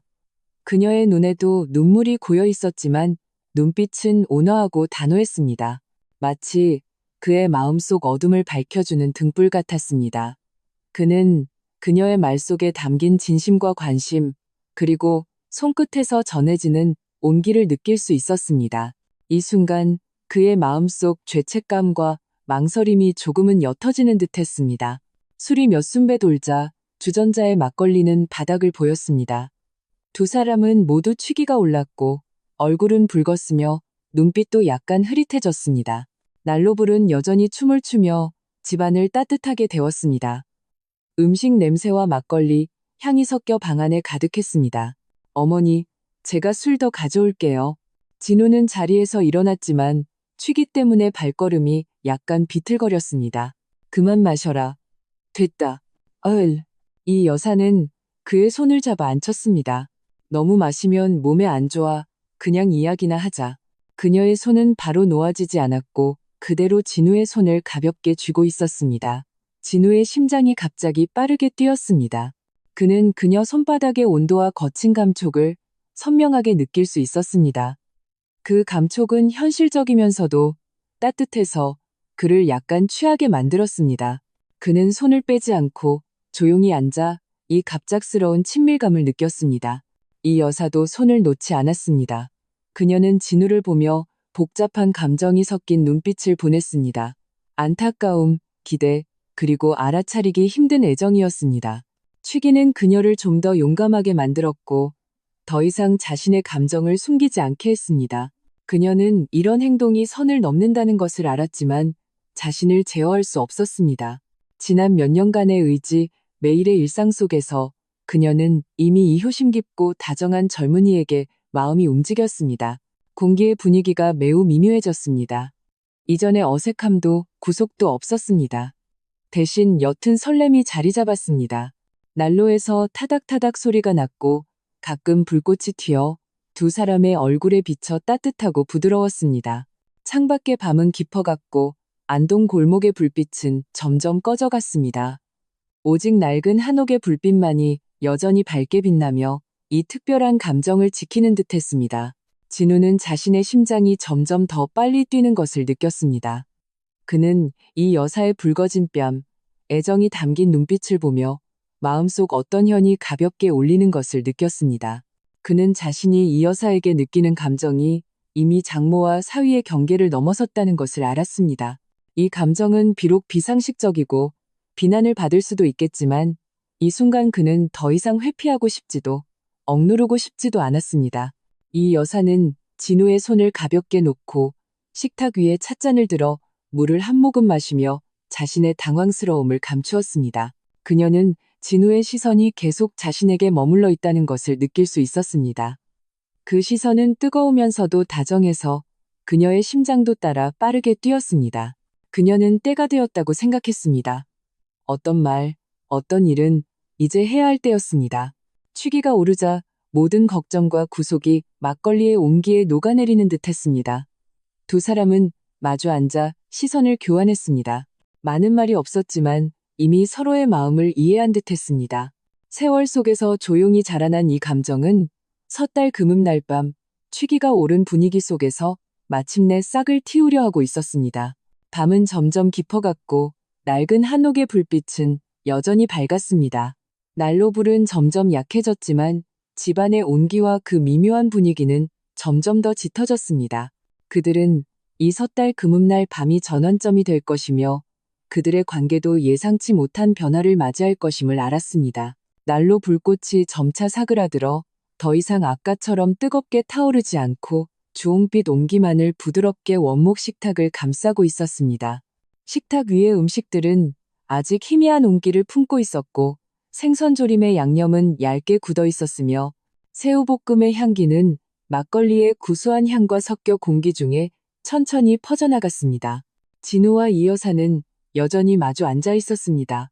잔에 남은 막걸리는 반쯤이었고 취기가 올라 두 사람의 눈빛은 약간 흐릿했으며 얼굴의 홍조는 오래도록 가시지 않았습니다. 진우는 아까 이 여사에게 손을 잡혔을 때의 감촉이 아직 손바닥에 남아있는 듯 했습니다.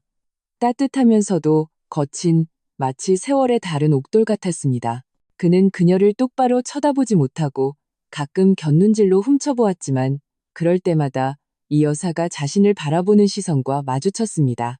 그 시선은 더 이상 예전처럼 피하지 않고 오히려 당당한 온기와 그가 읽을 수 없는 대담함이 섞여 있었습니다.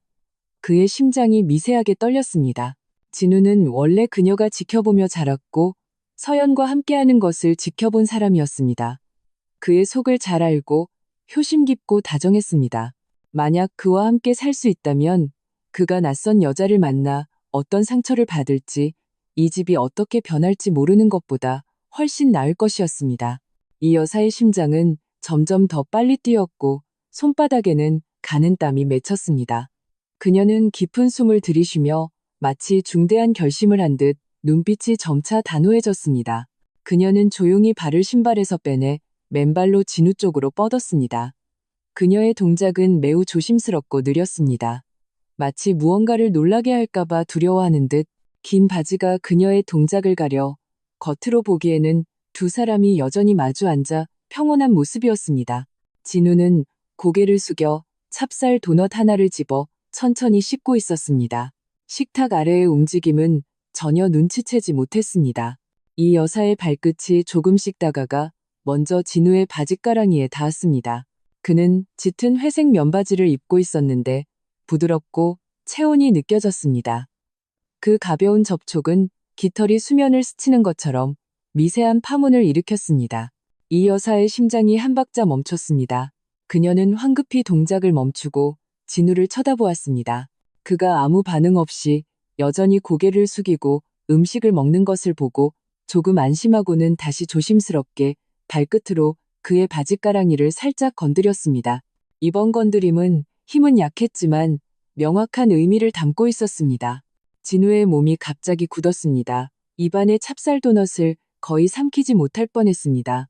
그는 식탁 아래에서 부드러운 무언가가 자신의 바짓가랑이를 살짝 건드리는 것을 선명하게 느꼈습니다. 그 감촉은 결코 식탁다리도 다른 물건도 아니었습니다. 마치 사람의 발끝 같았습니다. 그의 숨이 순간 멎었습니다. 손에 든 젓가락이 공중에서 멈췄고 온몸이 굳어버렸습니다.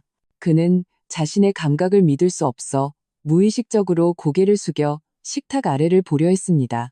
하지만 막목을 움직였을 때 이 여사가 자신을 바라보는 시선과 마주쳤습니다. 이 여사의 눈빛에는 약간의 긴장감, 기대감, 그리고 모든 것을 건 듯한 당당함이 섞여 있었습니다. 그녀는 피하지 않았습니다.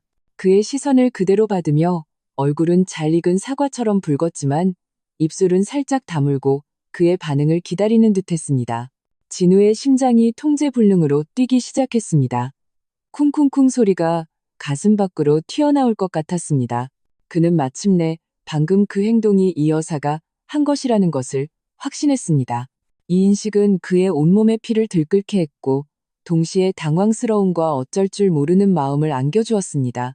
그는 어떻게 반응해야 할지 몰랐습니다. 피해야 할까? 아니면 못 본 척해야 할까? 혹은 그녀에게 화답해야 할까? 그의 머릿속은 혼란스러웠습니다. 서연의 미소, 이 여사의 지난 몇 년간의 헌신, 골목의 소문들, 그리고 자신 마음속의 말로 설명할 수 없는 감정들이 모두 뒤섞여 그를 어지럽게 했습니다. 식탁 아래에서 이 여사는 그가 피하지도 혐오감을 보이지도 않는 것을 보고 조금 더 대담해졌습니다. 그녀는 더 이상 그의 바짓가랑이를 건드리지 않고 그저 발끝을 그의 바지에 가만히 대고 있었습니다. 친밀하면서도 미묘한 접촉을 유지한 채 그 감촉은 얇은 천을 통해 전달되어 따뜻하고 선명했으며 마치 보이지 않는 실처럼 두 사람을 단단히 연결하는 듯했습니다. 그녀는 깊은 숨을 들이쉬고 입술을 움직여 두 사람만 들을 수 있는 목소리로 나지막이 말했습니다. 진우야, 우리 복, 남 주지 말자. 목소리는 매우 작았지만 마치 미풍처럼 진우의 귓가를 스쳐 지나갔고 천근의 힘을 담고 있어 순간적으로 그의 마음속 마지막 방어선을 무너뜨렸습니다. 우리 복, 남 주지 말자. 이 5글자는 간단하고 직설적이었지만 이 여사의 모든 마음과 용기를 담고 있었습니다. 그녀는 그에게 자신의 마음을 고백하고 있었습니다. 그를 다른 사람에게 뺏기기 싫다는 것, 그가 이 집에 그녀 곁에 머물기를 바란다는 것이었습니다. 진우는 갑자기 고개를 들어 충격받은 눈으로 이 여사를 바라보았습니다. 그녀의 눈빛에는 조금의 부끄러움도 없이 오직 진심과 기대만이 가득했습니다. 그는 그녀 눈가의 주름, 희끗희끗한 머리카락, 그리고 긴장으로 미세하게 떨리는 입술을 볼 수 있었습니다. 하지만 이 순간 그는 이 여사가 유난히 아름답다고 느꼈습니다. 세월이 빚어낸 그 온화함과 용기는 자석처럼 그를 끌어당겼습니다. 그는 손에 든 젓가락을 내려놓았습니다. 목이 말랐고 입을 열었지만 아무 소리도 나오지 않았습니다. 그는 무언가 말하고 싶었습니다. 그녀가 진심인지, 다른 사람들의 시선은 고려했는지, 그리고 자신의 마음은 어떤지 묻고 싶었습니다. 하지만 말이 입가에서 맴돌 뿐 밀려오는 감정에 막혀 아무것도 말할 수 없었습니다. 식탁 아래의 접촉은 계속되었습니다. 이 여사의 발끝이 그의 바지에 가만히 닿아 따뜻한 온도를 전달했습니다. 난로에서 타닥타닥 소리가 났고 가끔 불꽃이 튀어 두 사람의 복잡한 표정을 비췄습니다.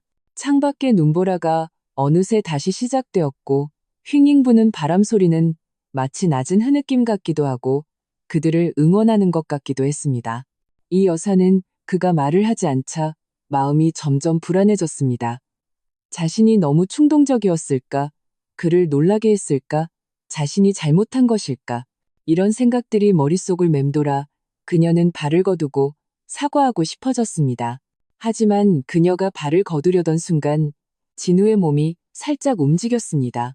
그는 피하지 않고 오히려 무의식적으로 의자를 그녀 쪽으로 조금 옮겨 두 사람의 거리를 더 가깝게 했습니다.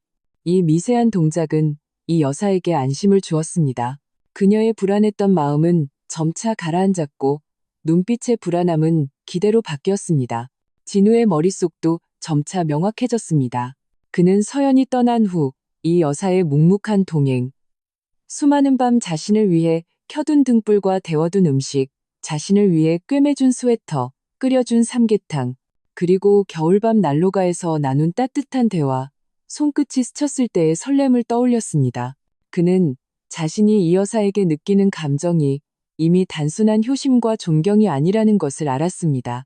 그것은 의지, 감사, 안타까움, 그리고 애정이 뒤섞인 복잡한 감정이었습니다.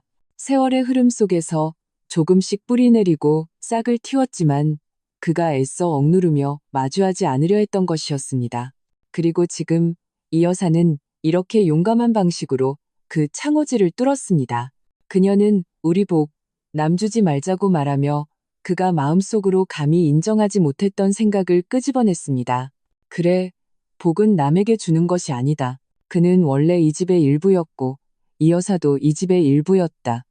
그들은 3년간 서로에게 의지하며 살았고 이미 서로의 삶에서 없어서는 안 될 존재가 되었다. 왜 다른 사람들의 시선을 신경 써야 하는가? 왜 세상의 윤리에 얽매여야 하는가? 서로 진심이라면, 함께 잘 살아갈 수 있다면 안 될 것이 무엇인가? 이 생각이 한번 떠오르자 들풀처럼 걷잡을 수 없이 자라나 그의 머릿속을 가득 채웠습니다. 취기는 아직 남아있었고 용기도 있었으며 마음속 감정은 더욱 거세게 밀려왔습니다. 진우는 이 여사를 바라보았습니다. 그의 눈빛은 점차 충격과 혼란에서 평온하고 단호하게 변했습니다. 그는 말없이 천천히 손을 들어 식탁 위에 놓인 이 여사의 손을 가볍게 잡았습니다. 그녀의 손은 여전히 서늘했고 지문은 거칠었지만 익숙한 온기를 담고 있었습니다. 그의 손에 잡힌 순간 이 여사의 몸이 가볍게 떨렸다가 이내 긴장이 풀렸습니다. 그녀는 손을 뒤집어 그의 손을 꽉 잡았습니다. 두 사람의 손은 단단히 맞잡혀 서로의 온도와 마음을 전달했습니다. 마치 서로의 미래를 쥔 듯이 난로는 여전히 따뜻했고 음식 냄새는 여전히 퍼져 있었으며 창밖의 눈보라는 여전히 휘몰아쳤습니다. 하지만 낡은 한옥의 분위기는 완전히 변했습니다. 그 미묘한 감정은 마침내 모든 구속을 뚫고 두 사람 앞에 솔직하게 드러났습니다. 많은 말도 복잡한 약속도 없었습니다. 그저 우리 복 남주지 말자는 한마디, 식탁 아래의 은밀한 접촉, 그리고 단단히 맞잡은 손만으로도 모든 것을 설명하기에 충분했습니다. 진우는 이 여사의 손이 미세하게 떨리는 것과 손바닥의 땀을 느낄 수 있었습니다. 그는 그녀의 거친 손가락을 가볍게 쓰다듬으며 마음속에 안타까움과 애틋함이 가득 찼습니다. 그는 이 결정을 내리기까지 이 여사가 얼마나 큰 용기를 필요로 했는지 알았습니다. 이 여사는 그를 보며 눈가가 점차 촉촉해졌습니다. 그녀는 울지 않고 그저 눈물이 눈가에 맺히게 두었습니다. 입가에는 후련한 미소가 번졌습니다. 그녀는 자신이 옳았다는 것을 알았습니다. 진우는 그녀를 거절하지도 혐오하지도 않았습니다. 그는 그녀의 마음을 이해했고 그녀의 감정에 화답했습니다. 두 사람은 그렇게 조용히 앉아 손을 단단히 잡고 시선을 교환했습니다. 더 이상 말이 필요 없었고 서로의 마음은 이미 명확했습니다. 취기는 점차 가셨지만 마음속 온기는 점점 더 짙어졌습니다. 마치 난로불처럼 서로의 마음을 데웠습니다. 식탁 아래 이 여사의 발끝은 여전히 진우의 바지에 닿아 있었고 식탁 위 두 사람의 손은 단단히 맞잡혀 있었습니다. 세상의 윤리를 넘어선 이 감정은 섣달 금음날 밤 따뜻한 낡은 한옥에서 마침내 싹을 틔웠습니다. 용기와 진심을 품고 미지의 미래를 향해 밤은 점점 더 깊어갔고 안동 골목은 완전히 잠에 빠졌습니다. 낡은 한옥의 불빛만이 여전히 밝게 빛나며 어둠 속에서 따뜻한 별처럼 반짝였습니다. 난로 불은 거의 다 타서 온기만 남았지만 두 사람 마음속의 불꽃은 이제 막 타오르기 시작해 점점 더 뜨거워지며 서로의 길을 비추고 이 추운 겨울밤을 따뜻하게 했습니다. 그들은 알았습니다. 이 순간부터 그들의 관계는 다시는 예전으로 돌아갈 수 없다는 것을. 그들을 기다리는 것은 어쩌면 소문과 비난, 어쩌면 수많은 장애물일지도 모릅니다. 하지만 그들은 이미 함께 마주할 준비가 되어 있었습니다. 동이 희미하게 트자 안동 골목은 아직 옅은 안개에 잠겨 있었습니다. 낡은 한옥의 처마 밑에는 얇은 성에가 껴 희미한 새벽빛을 반사했습니다. 진우는 창밖의 새소리에 잠에서 깼습니다. 눈을 떴을 때 머릿속에는 아직 어젯밤의 기억이 남아 있었습니다. 식탁 아래의 따뜻한 접촉, 우리 복, 남주지 말자는 그 말, 그리고 단단히 맞잡았던 손. 그는 벌떡 일어나 앉았습니다. 심장은 아직도 쿵쿵 뛰었고 얼굴이 순간 뜨거워졌습니다. 어젯밤의 용기는 마치 새벽 안개에 흩어진 듯 마음속에는 혼란과 갈등만이 가득했습니다. 어떻게 이 여사의 손을 잡았을까? 어떻게 그런 관계를 묵인했을까?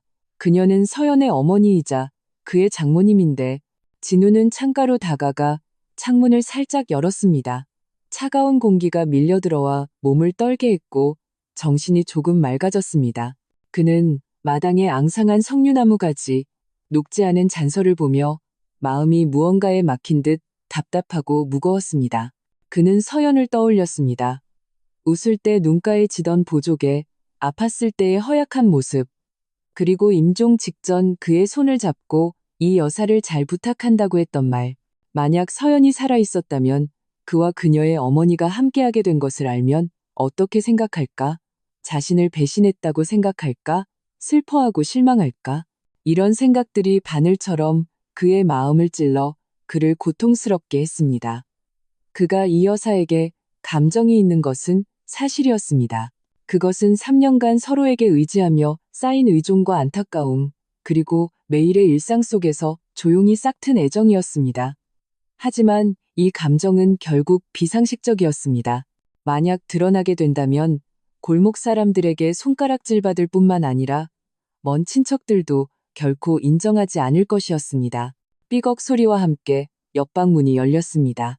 진우는 황급히 고개를 돌려 침구를 정리하는 척했지만 귀는 무의식적으로 바깥의 움직임에 집중했습니다.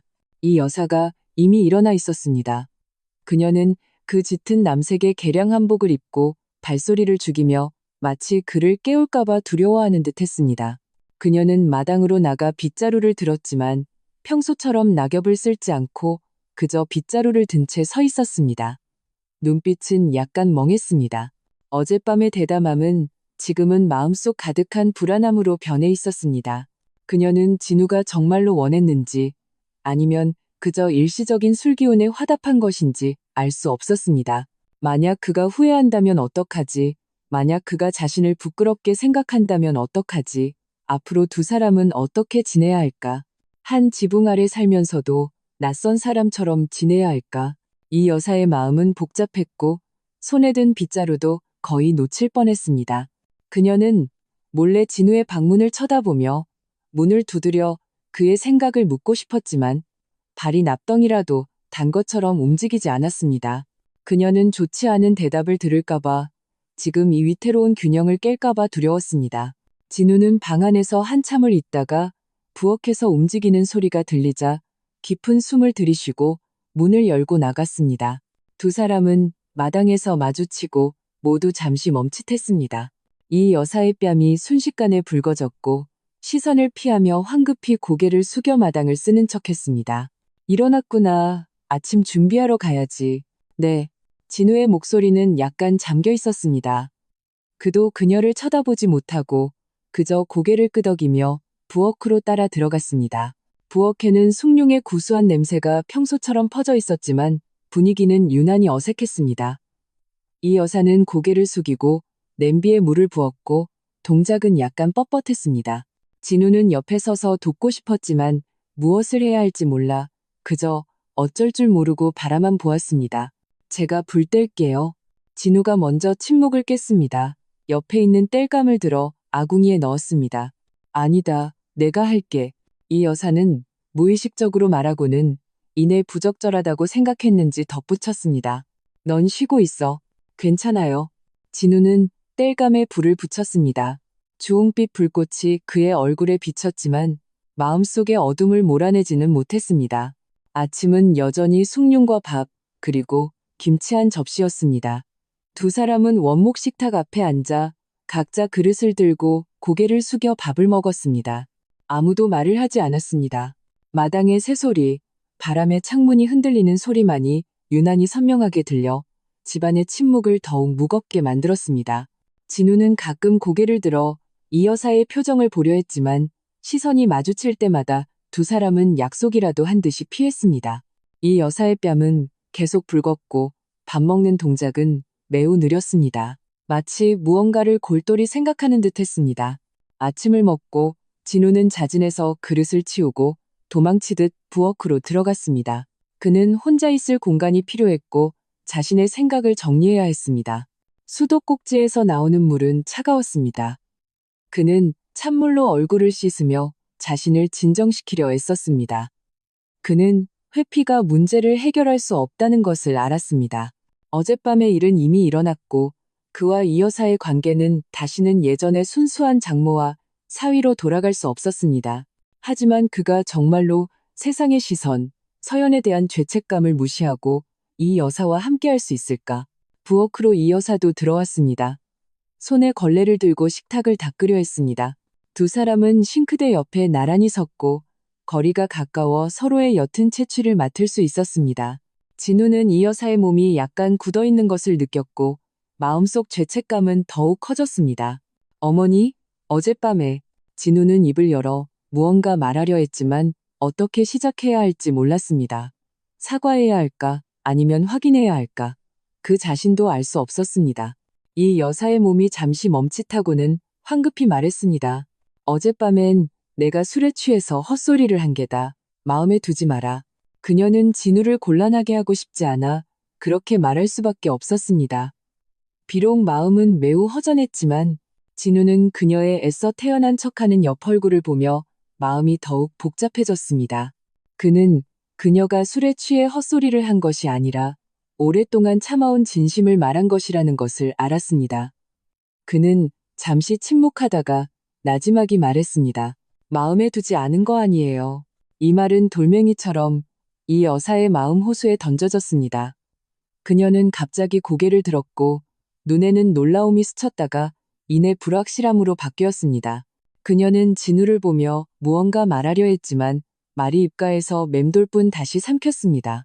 그 후 며칠 동안 두 사람의 관계는 이런 어색하고 미묘한 상태를 유지했습니다. 낮에는 진우가 출근하고 이 여사는 집에서 집안일을 했습니다. 일상은 평소와 같아 보였지만 보이지 않는 벽은 계속 존재했습니다. 진우는 가게에서 일할 때도 늘 마음이 다른 곳에 있었습니다. 머릿속에는 그날 밤의 장면이 반복해서 재생되었습니다. 이 여사의 다정한 눈빛, 그리고 서연의 실망한 표정이 번갈아 나타나 그를 괴롭혔습니다. 이 여사도 집에서 늘 넋이 나가 있었습니다. 그녀는 창가에 자주 가서 골목 어귀를 바라보며 진우가 돌아오기를 기다렸습니다. 하지만 막상 진우가 돌아오면 어떻게 대해야 할지 몰라 긴장했습니다. 그녀는 진우가 좋아하는 음식을 정성껏 만들었지만 식사 중 두 사람은 여전히 말이 많지 않았습니다. 그저 가끔 중요하지 않은 소소한 이야기를 나눌 뿐이었습니다. 한 번은 진우가 퇴근길에 종이봉투 하나를 들고 왔습니다. 그 안에는 이 여사가 좋아하는 약과가 들어있었습니다. 그는 이 여사 앞에 서서 종이봉투를 건넸습니다. 어머니, 골목 어귀에서 약과 파는 걸 보고 좀 사왔어요. 이 여사는 종이봉투를 받으며 마음이 따뜻해졌습니다. 고개를 들어 그에게 웃어 보였습니다. 고맙다, 진우야.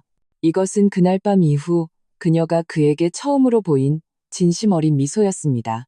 진우는 그녀의 미소를 보며 마음속 갈등도 조금은 옅어졌습니다. 그도 웃으며 말했습니다. 어머니가 좋아하시니 다행이네요. 그 순간 두 사람 사이의 어색함이 조금은 사라진 듯했지만 얼마 지나지 않아 다시 이전의 상태로 돌아갔습니다. 또 다른 날 밤, 진우는 거실에서 책을 읽고 있었습니다. 이 여사가 따뜻한 차 한 잔을 들고 와 그에게 건넸습니다. 차를 건네줄 때 그녀의 손가락이 그의 손가락에 무심코 닿았습니다. 지난번처럼 아주 짧은 순간이었지만 두 사람은 모두 전기에 감전된 것처럼 손을 거두었습니다. 이 여사의 뺨이 순식간에 붉어졌고 황급히 몸을 돌려 자기 방으로 빠르게 걸어가 문을 닫았습니다. 그녀는 문 뒤에 기대어 빠르게 뛰는 심장을 진정시키려 애썼습니다. 마음은 부끄러움과 당황스러움으로 가득했습니다. 진우는 따뜻한 찻잔을 든 채 손끝에 남은 그녀의 감촉을 느꼈습니다. 마음에도 파문이 일었습니다.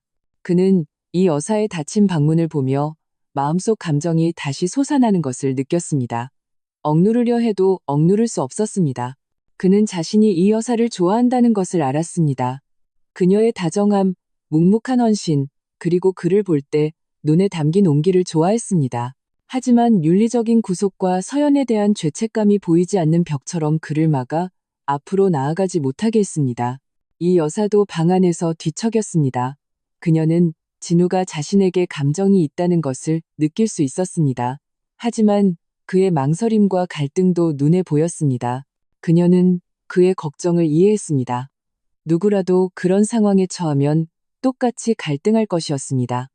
하지만 그녀는 여전히 기대했습니다. 그가 좀 더 용감해지기를. 그들이 모든 짐을 내려놓고 진정으로 함께할 수 있기를. 밤늦게 진우는 또다시 거실에 앉아 서연의 사진을 보며 멍하니 있었습니다. 사진 속 서연의 미소는 여전히 찬란했습니다. 그는 나지막이 말했습니다. 서연아, 미안해. 나 어머니를 사랑하게 된 것 같아. 이게 잘못된 거라는 거 알지만 내 마음을 어쩔 수가 없어. 나를 원망할 거니? 대답은 없었고 방 안에는 고요함만이 감돌았습니다.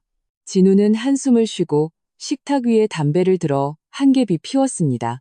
자욱한 연기 속에서 그의 눈빛은 더욱 혼란스러워졌습니다. 이 여사도 잠들지 못했습니다. 그녀는 거실에서 들려오는 진우의 한숨 소리를 들었고 마음이 함께 아팠습니다. 그녀는 진우 마음속의 상처가 아직 아물지 않았다는 것을 알았습니다. 그를 다그칠 수 없었고 그저 천천히 기다릴 수밖에 없었습니다. 그가 모든 것을 이해하고 모든 걱정을 내려놓고 자신과 함께 미래의 비바람을 마주할 준비가 될 때까지 날은 하루하루 지나갔고 설날이 점점 가까워졌습니다. 골목의 명절 분위기는 점점 더 짙어졌고 집집마다 입춘첩을 붙이고 설음식을 사느라 분주했습니다. 하지만 낡은 한옥의 분위기는 여전히 약간의 어색함과 무거움을 띠고 있었습니다. 진우와 이 여사는 마치 조심스러운 달팽이처럼 각자 자신의 껍데기 안에 움츠려 있었습니다.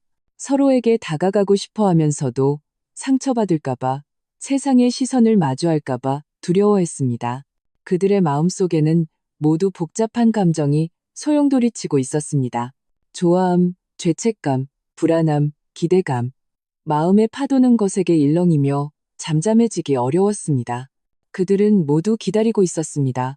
하나의 계기를, 서로가 모든 걱정을 내려놓을 수 있는 순간을.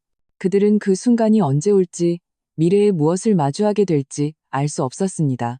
하지만 그들 마음속에는 모두 세월 속에서 조용히 자라난 이 감정이 이미 깊이 뿌리내려 다시는 쉽게 지울 수 없다는 것을 분명히 알고 있었습니다. 섣달 금음 전날, 진우는 퇴근길에 새 입춘첩과 커다란 복스의 부자 2개를 사왔습니다. 그는 입춘첩을 원목 식탁 위에 펴고 이 여사에게 말했습니다. 어머니, 내일이 섣달 금음이에요. 우리 입춘첩 붙여요.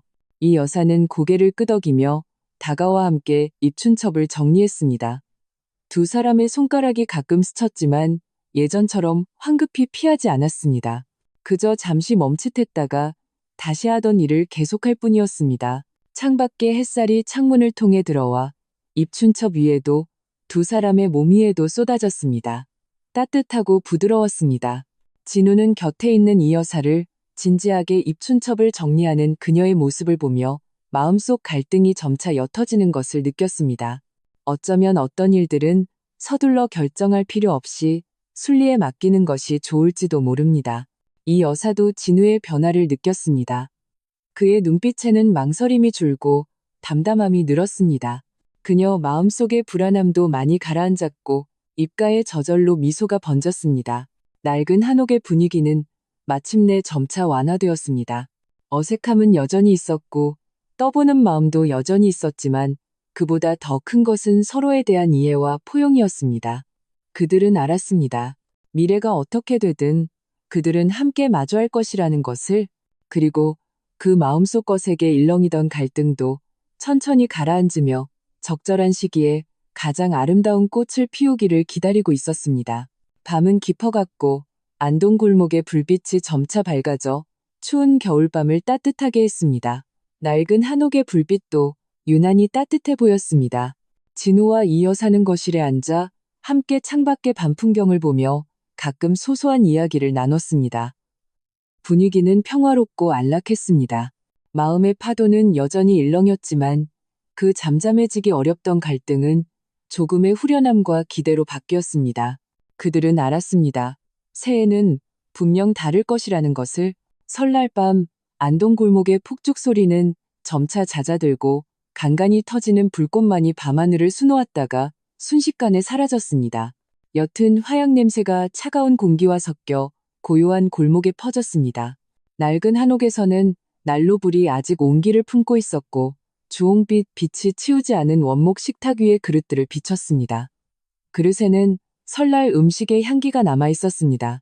떡국의 구수한 맛, 갈비찜의 기름진 맛, 그리고 이 여사가 특별히 만든 단란함을 상징하는 식혜의 달콤한 맛이 아직 공기 중에 맴도는 듯했습니다. 진우와 이 여사는 거실 의자에 앉아 있었습니다.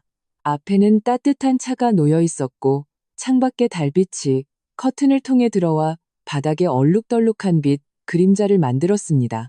떠들썩했던 설날 밤이 지나고 지금의 고요함은 유난히 소중했고 마음을 열기에도 좋은 시간이었습니다. 한참의 침묵 끝에 진우가 먼저 입을 열었습니다. 목소리는 알아차리기 힘든 잠긴 소리였습니다. 어머니, 드릴 말씀이 있어요. 이 여사는 고개를 들었습니다.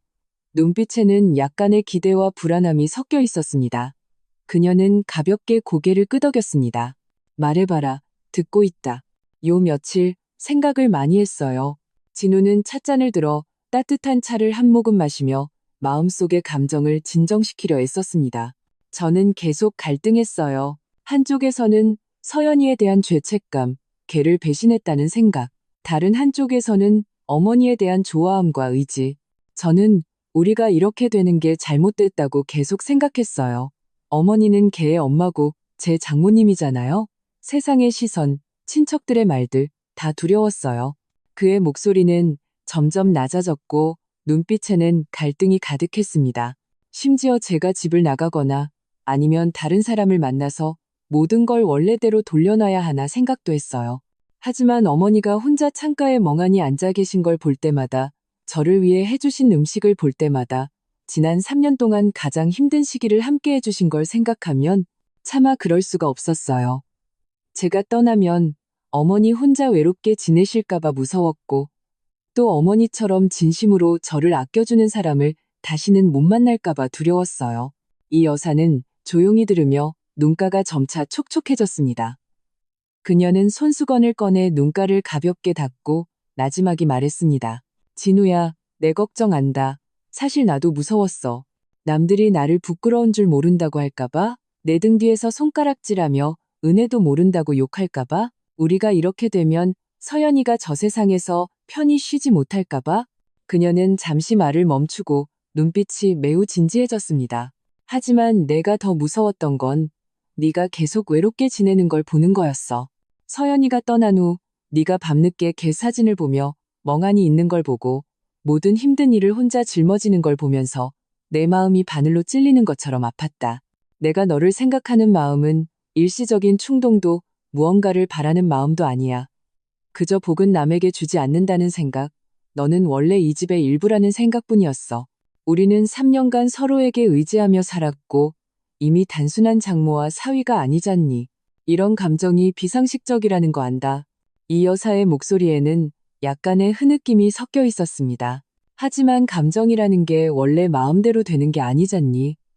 네가 풋풋한 청년에서 지금처럼 듬직한 모습이 되는 걸 지켜보고 네가 나에게 효도하고 다정하게 대하는 걸 보고 이 집을 지키는 걸 보면서 내가 어떻게 마음이 움직이지 않을 수 있겠니?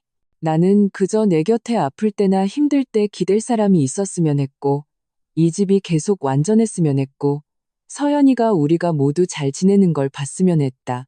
서연의 이야기가 나오자 진우의 눈가도 붉어졌습니다. 그는 서연의 임종 직전 모습을 떠올렸습니다.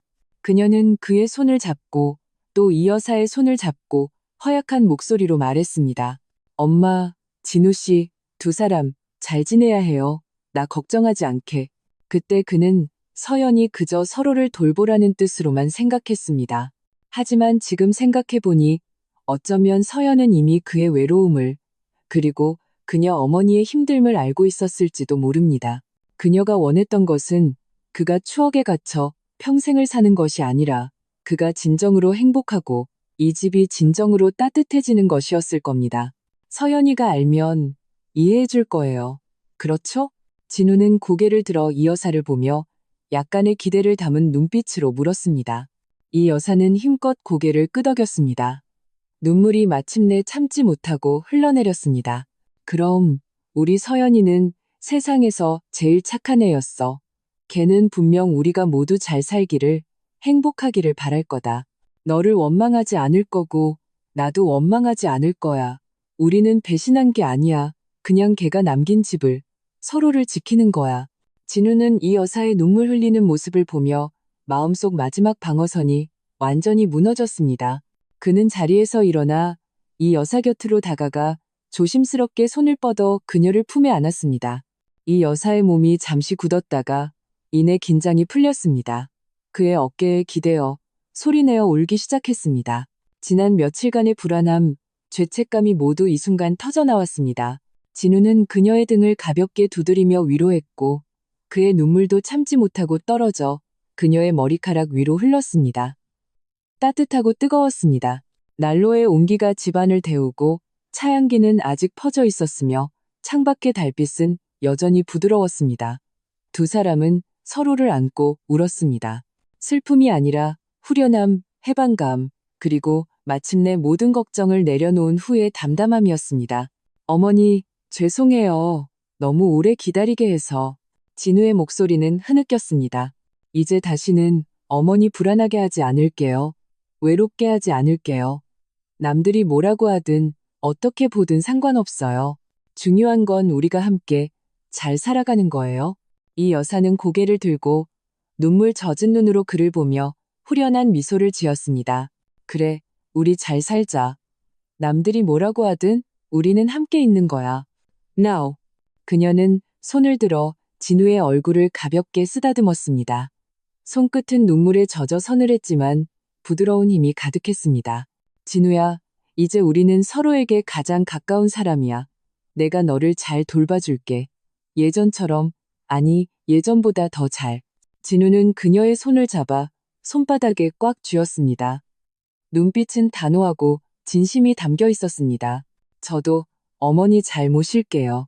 이 집을 지키고 어머니가 평안하게 남은 생을 보내시도록 할게요.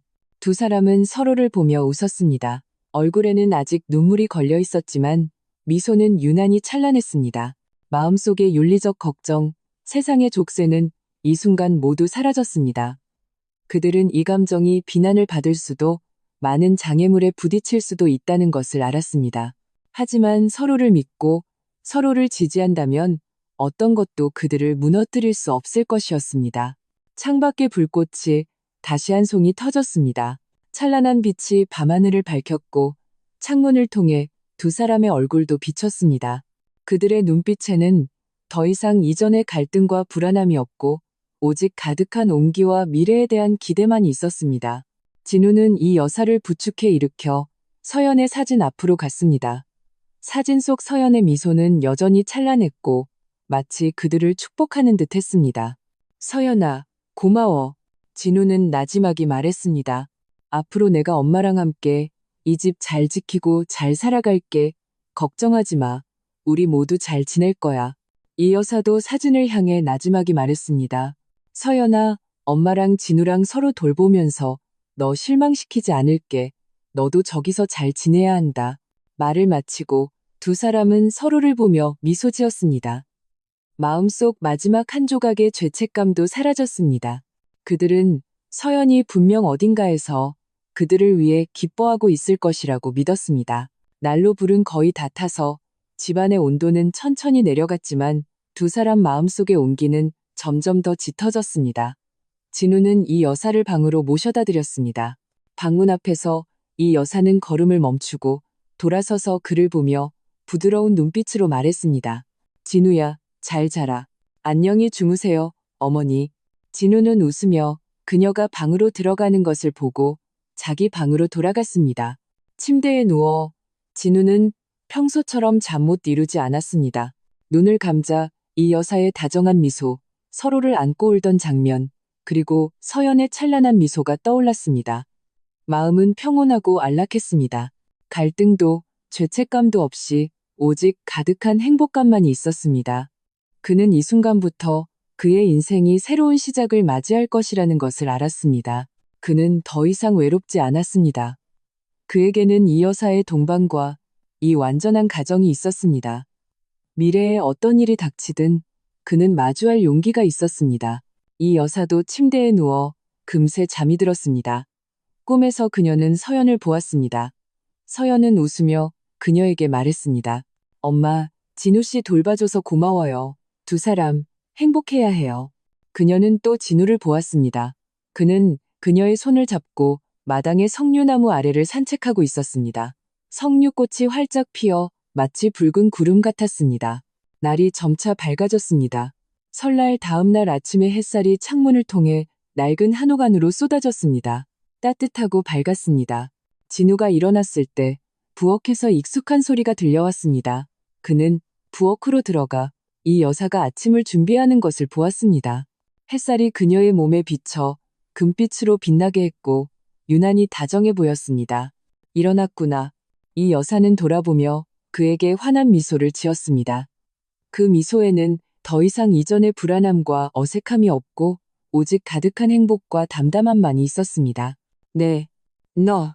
진우는 다가가 뒤에서 그녀의 허리를 가볍게 안았습니다. 턱을 그녀의 어깨에 기대고 나지막이 말했습니다. 어머니, 좋은 아침이에요. 이 여사의 몸이 잠시 멈칫했다가 이내 긴장이 풀렸습니다. 입가의 미소는 더욱 환해졌습니다. 그녀는 돌아서서 그를 마주 앉고 나지막이 말했습니다. 좋은 아침이다, 진우야. 난로 불이 다시 타오르고 냄비의 숭늉은 보글보글 끓으며 구수한 향기가 부엌 전체에 퍼졌습니다. 마당의 석류나무는 아침 햇살 속에서 가지를 뻗으며 마치 새로운 봄을 맞이하는 듯 했습니다. 안동 골목의 아침은 여전히 사람 사는 냄새로 가득했습니다. 골목에서는 이웃들이 서로 새해 인사를 나누는 소리, 아이들의 웃음소리, 그리고 분식집에서 풍겨오는 향기가 들려왔습니다. 낡은 한옥의 두 사람은 부엌에서 서로에게 의지하며 이 소박하고 진실한 행복을 누리고 있었습니다. 복은 마침내 제 집으로 들어왔습니다. 세상의 시선이 아닌 서로의 수호자로서, 가정의 연장으로서, 남은 생의 동반자로서 그들은 소문을 개의치 않고 마음의 족쇄를 풀고 마침내 함께하게 되었습니다. 앞으로의 길은 아직 길고 어쩌면 비바람과 어려움이 있을지도 모릅니다. 하지만 그들은 알았습니다. 서로가 곁에 있다면 어떤 것도 두렵지 않다는 것을. 햇살은 점점 더 따뜻해져 낡은 한옥의 모든 구석을 비추고 두 사람이 함께할 남은 생도 비췄습니다. 세월 속에서 조용히 자라난 이 감정은 마침내 이 봄의 가장 아름다운 꽃을 피웠습니다. 따뜻하고 단호하며 길고 평온하게. 이상으로 오늘 준비한 이야기였습니다. 만약 흥미로운 주제가 있다면 댓글로 남겨주세요. 여기까지 보셨다면 구독과 좋아요 부탁드립니다.